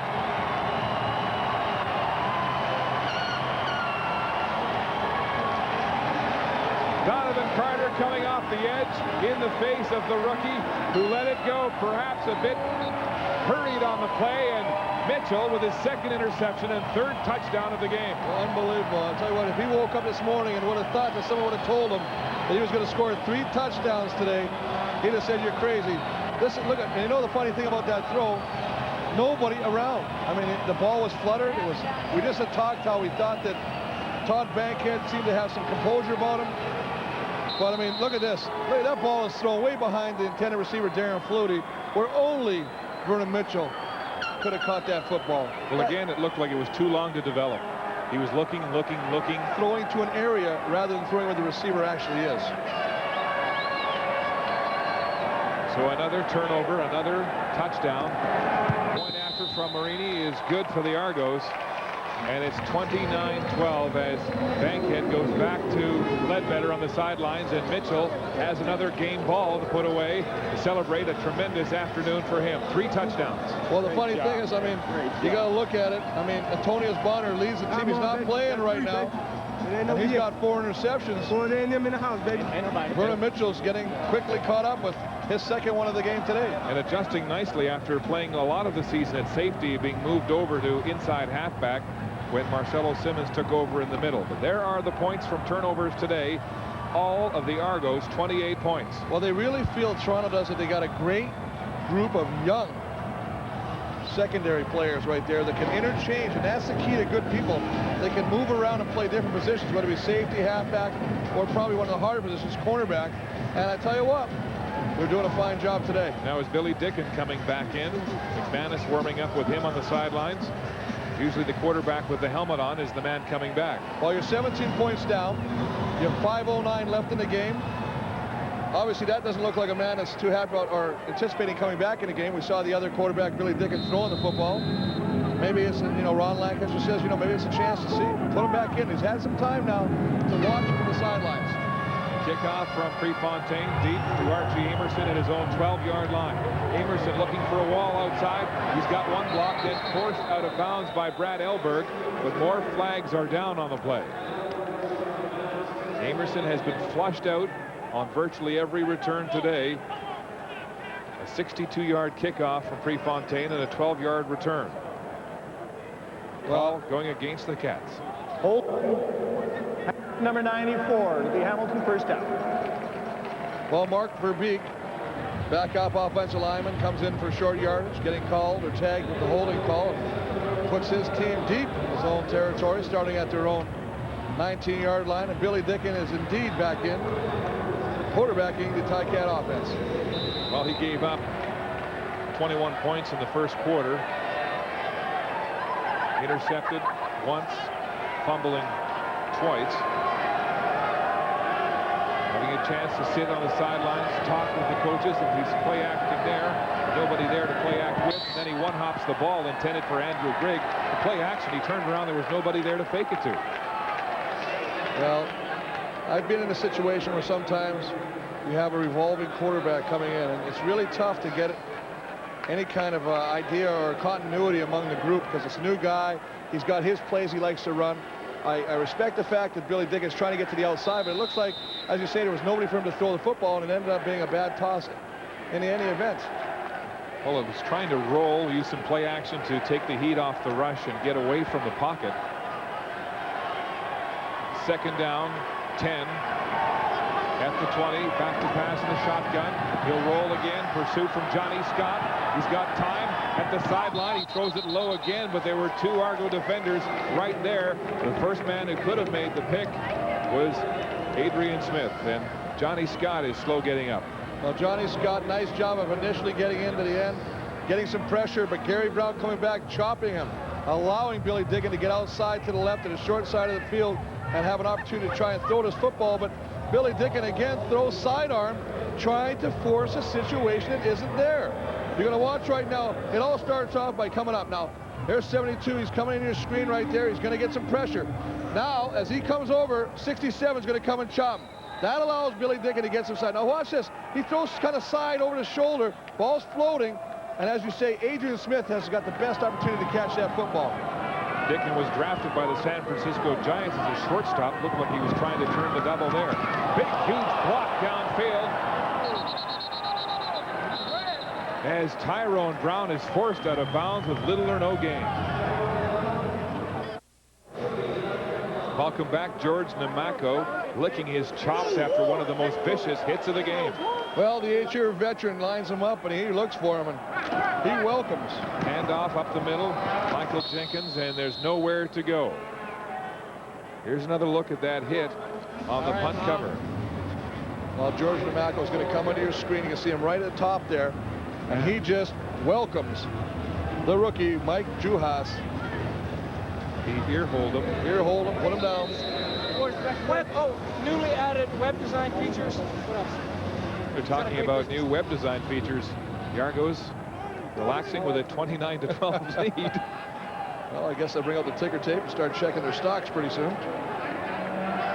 As Billy Dicken continues to warm up on the sidelines. There's the play action. Bell sitting back down the middle. Nearly intercepted by Fells, right in the numbers. Darryl Mitchell looked to be the intended receiver on the play, but Willie Fells nearly picked it off. So more trouble for Kerwin Bell as this Ticat defense tightens the noose.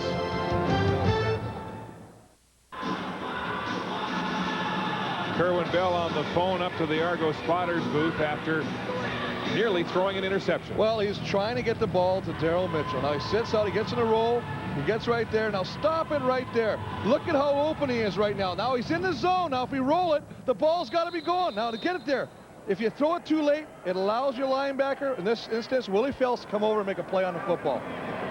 Ball's got to be there quicker, plain and simple. And the third down, 2-and-out situation for the Argos.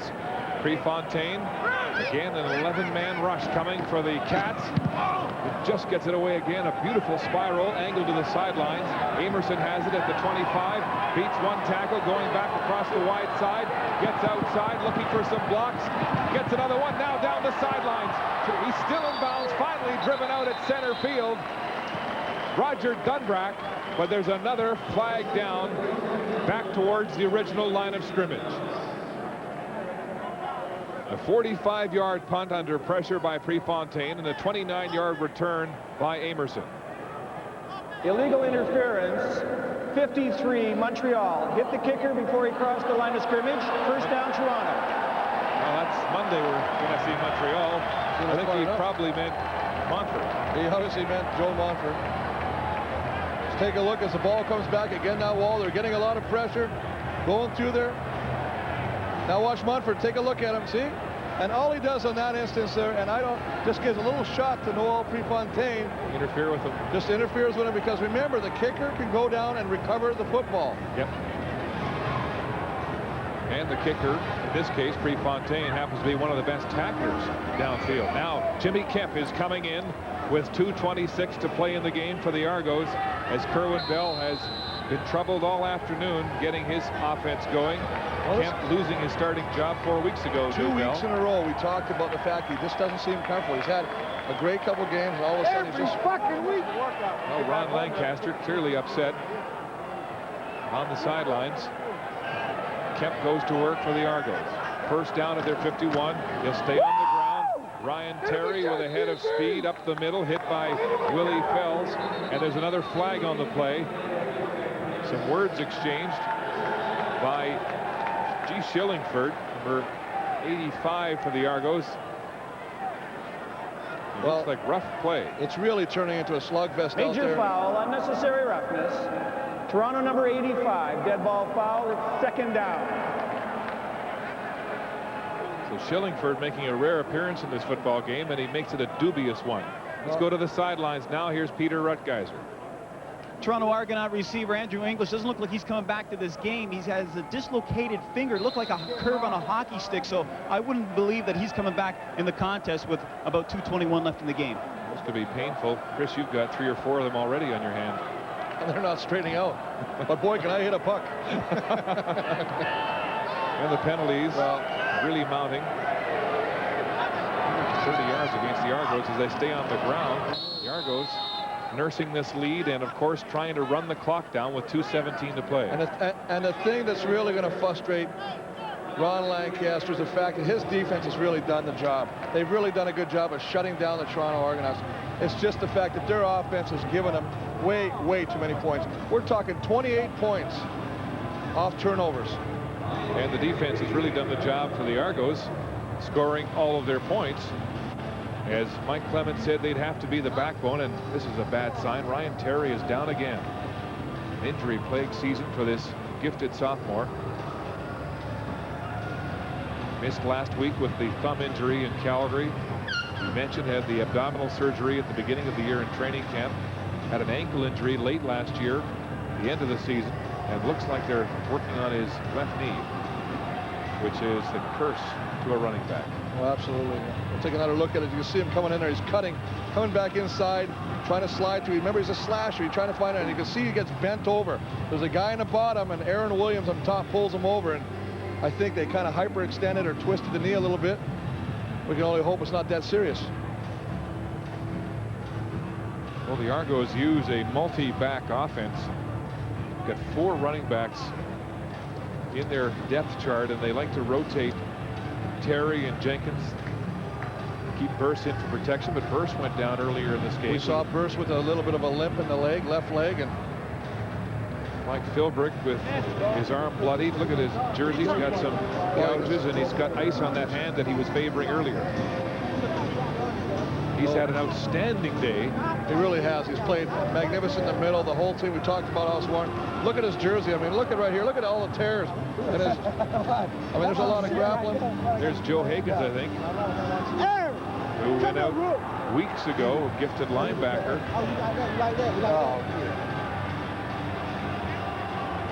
And Ryan Terry is still down on the field for the Argos. Well, it's definitely a little bit of a dilemma going home on that ride to Hamilton today, figuring out what are you going to do next week. You got the rematch with these same Argos next week in Steeltown. Another week of rest for Danny Mac. Can you ill afford to not get him in there this time? I know you don't want to, but he's got another week. He thought he could have played today. Will another week help? I think it will. There's a minor pull on the hamstring. You definitely see how without him they really seem lost out there. I mean, they got the receivers, they've got the line, they've got everything else, but they just can't seem to get the ball from the quarterback position to anywhere else. The Argos looking for their first win of the year at home. The Ticats, they needed this one just as much as the Argos, who are fighting for a playoff spot, as Mike Clemens applauds Terry off the field. The Cats are fighting for home field advantage and first place with the Alouettes. Most definitely. I mean, that's a big thing. I mean, Montreal's watching this game, and they know they have an opportunity to take over sole possession of first place on Monday. But they got a great competitor and a great team in Edmonton coming to their backyard. You also got Winnipeg, who's watching Toronto win here today, knowing that they're in that race now. Montreal or Toronto, if they win, will have 9 points, one behind Winnipeg with 10 for that third and final playoff spot. And of course, the crossover equation. Saskatchewan with 9 points. They need to finish better than the third place team in the East should they cross over. But I think what's happening if Toronto wins, I mean, that's 9 right away. So right at this point, they'll have basically eliminated that crossover for this week anyway. There are the standings right now before the result here today. You see, we've already given Toronto the win here, 9 points. And of course, Calgary with that big win last night over Saskatchewan, moving 5 points up on the second place Edmonton Eskimos, who do have a game in hand and will be playing the Montreal Alouettes in Montreal on Monday. Their quarterback, Dave Dickinson, healthy again, but week 13 was terrible on QBs with McManus, Damon Allen. Good job, good job. That punt return is forced out quickly. Corey Grant. The Argos on the verge of winning their first home game. Some excitement for local fans who might be interested in coming to the next one. Well, get out here. I really believe what a great game we have here. I mean, come on out, buy some tickets, get in the stands, have some fun, listen to the rest of the crowd. I mean, it's very contagious. Pick up that number, pick up that phone. Come on down. Hey, they can come and talk to us if they want. The other quarterback who got hurt week 13, Nealon Green, not expected to play on Monday, where we'll be in Montreal. The Eskimos and Alouettes in game 1 of our Labor Day doubleheader. Game 2, of course, the Bombers and BC Lions. But Dan Crowley's played very well in Edmonton. Dickin, under pressure, just throws that one into the ground again. Tremendous pressure up front. And an incomplete pass. And one of the things that happens is when you have a lead like this with only a minute 40 left, you get to play people who don't normally come. And you see number 21 right there, back up, George Namaco, coming in there, laying a stick on him, saying, hey, I may not have a lot of time to make my presence felt on the field, but I'm going to do some good things when I am on it. Mako with that huge hit on Juhas earlier on the punt return. Now a big blitz up the middle there. Second down 10. Dickin's pass is knocked down. There's pressure all around him. And it'll be 2 and out for the Tiger Cats with 1:35 to play. Well, their guys are still coming. We've mentioned Leroy Blues a few times today. And again, he's coming on the top. Nice job of making an arm over move. But again, it's Johnny Scott, number 72, gets the hands up. You know, this offensive line is used to the quick release of Danny McManus. He gets that ball away so quickly, they can't hold that rush forever. You know what? And it's funny you say that, Mark, because I tell you what, as an offensive lineman, you talk to other offensive linemen, and they say, sacks are really a funny indicator of how well or how good your offensive line is. We all take pride in it because it's really the only stat we can be measured against, other than having a 1,000-yard rusher or something. But a lot of times you talk to other offensive lines around the league and they go, you know what, we've got a straight drop back passer. He holds on to the ball a lot longer. We're just as good as any other team.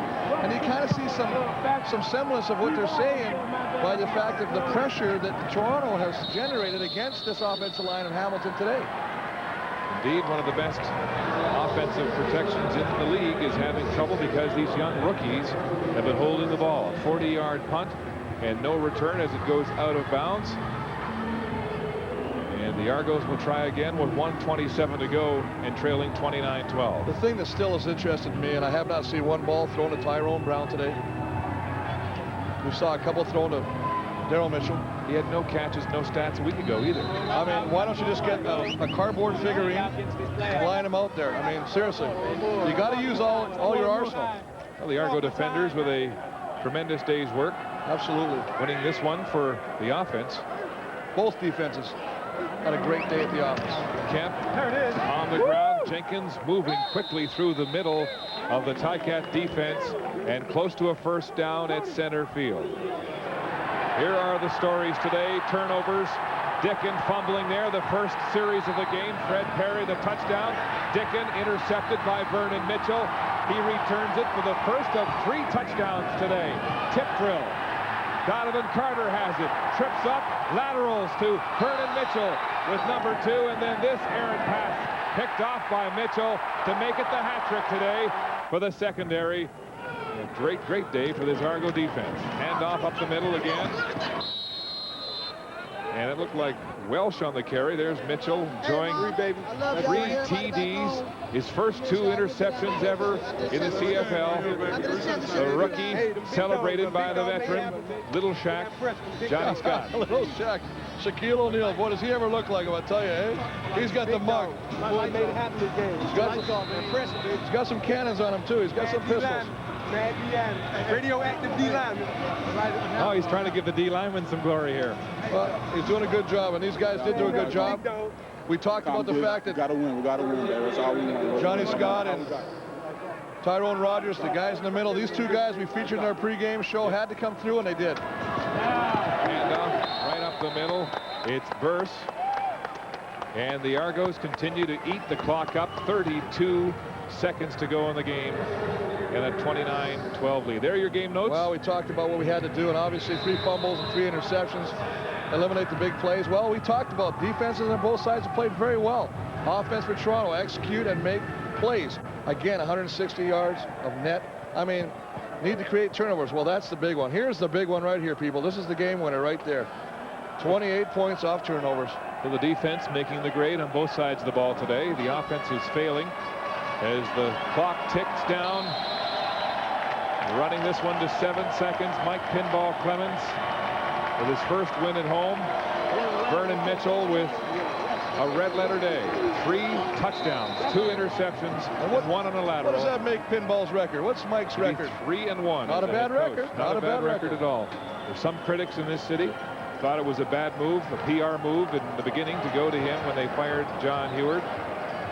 But what they don't realize is when you have a coach that you really want to go the extra yard for, i.e. Pinball, you're going to see some things happen. And so Mike Clemens gets his first win here at the Skydome in Toronto, running his record to 3-1. Lancaster will shake hands. A tremendous effort by the defenses. The offenses didn't show up today. And the Argonauts' playoff hopes are still alive as we go down to the sidelines. And Peter Rutgeiser. Vernon, I asked Pinball Clemens what you ate today because you had yourself a fantastic game, 3 touchdowns. Give me your impressions on your play today. Well, I feel like, God picks somebody every weekend to have a good game or a great game, and I was that person chosen today. The D linemen and linebackers put a lot of pressure on the quarterback, and I was just in the right place at the right time. Vernon, fantastic game. Congratulations. Thank you. Thank you. Vernon Mitchell, big game today for the Toronto Argonauts. We'll be back with more of the CFL on CBC right after this. We have some happy Argo fans here today. The Toronto Argonauts defeat the Hamilton Ticats by a count of 29-12. Coming up now on CBC, Hockey Night in Canada returns as Matt Sundin and the Leafs host the Montreal Canadiens at the ACC. Game 2 features Milan Hajduk and the Avs in Edmonton to take on the Oilers. And on Thanksgiving Monday, we'll be in Montreal as the Eskimos and Owls do battle at 1 Eastern. Then following that game, we go to BC for more football as the Lions host the BC Lions. There you have it, a happy Argo bunch as they win this game here today by a count of 29-12. Toronto moves to 4-9-1. Their playoff hopes still alive. Thank you for joining us here on the CFL on CBC. Have a good night, everybody.